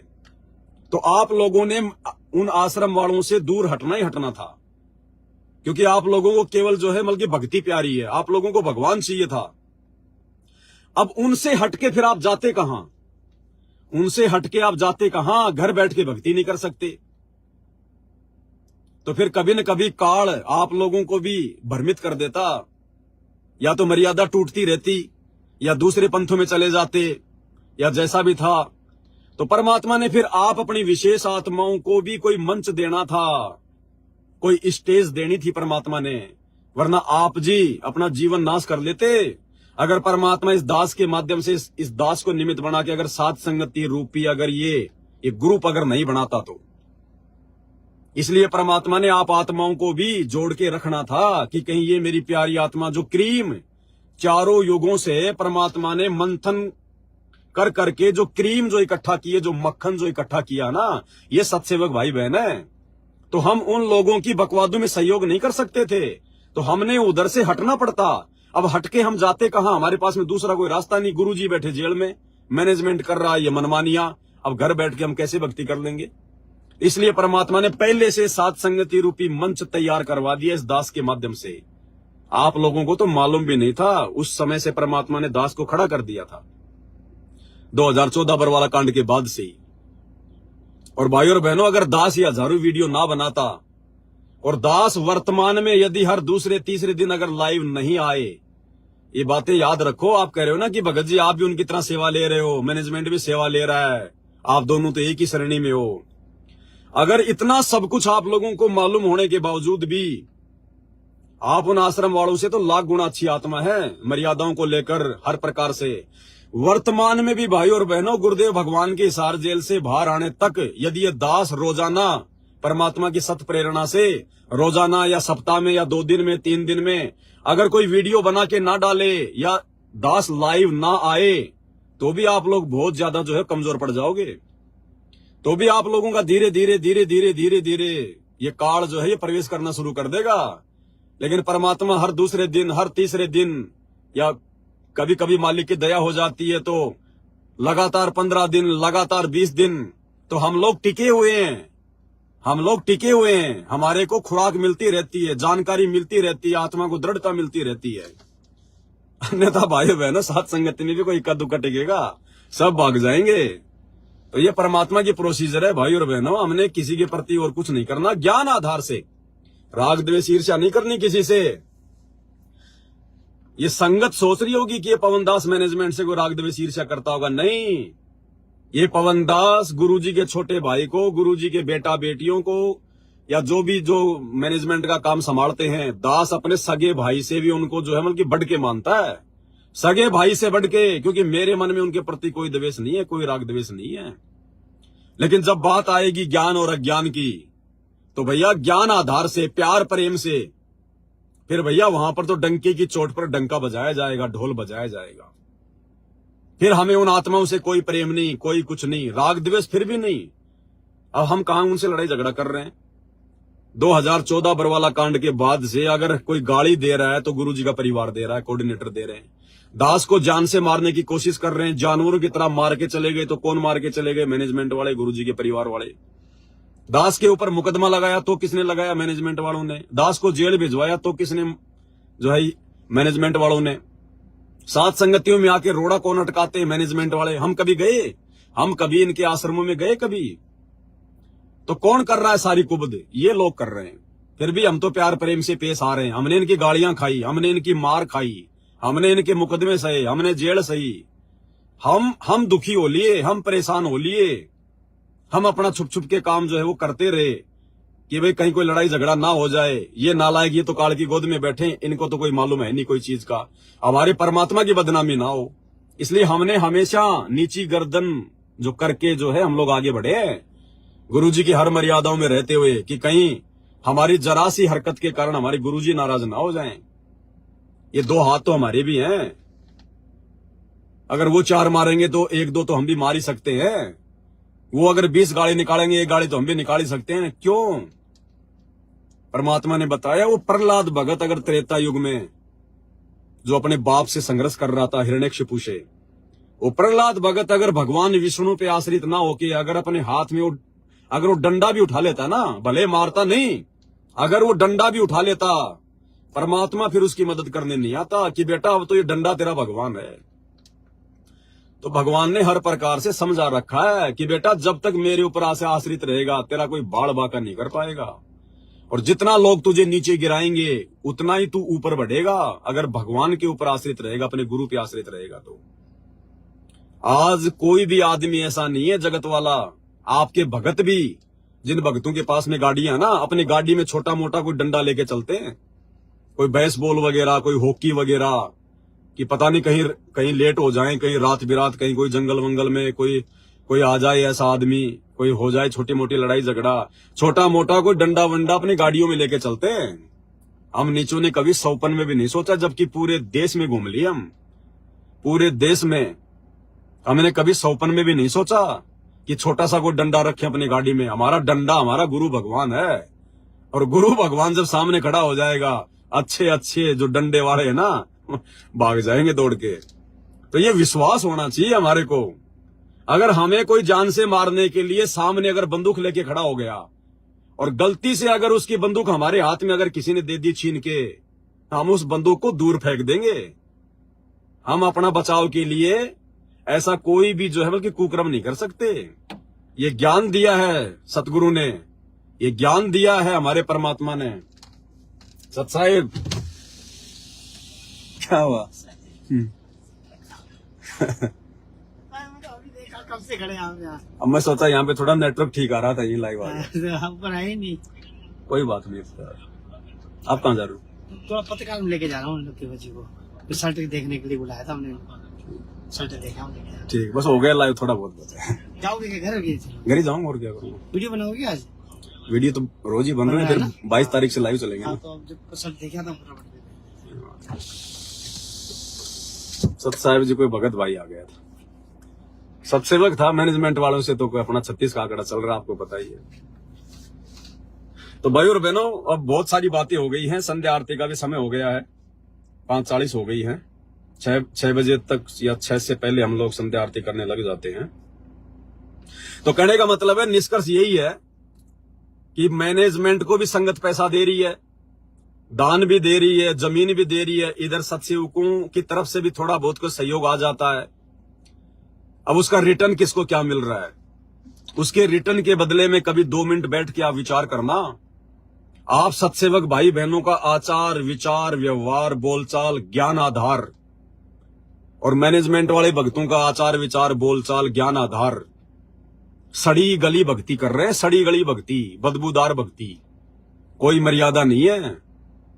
और आप लोगों के अंदर परमात्मा ने दिन रात का चेंज कर दिया, दिन रात का चेंजमेंट।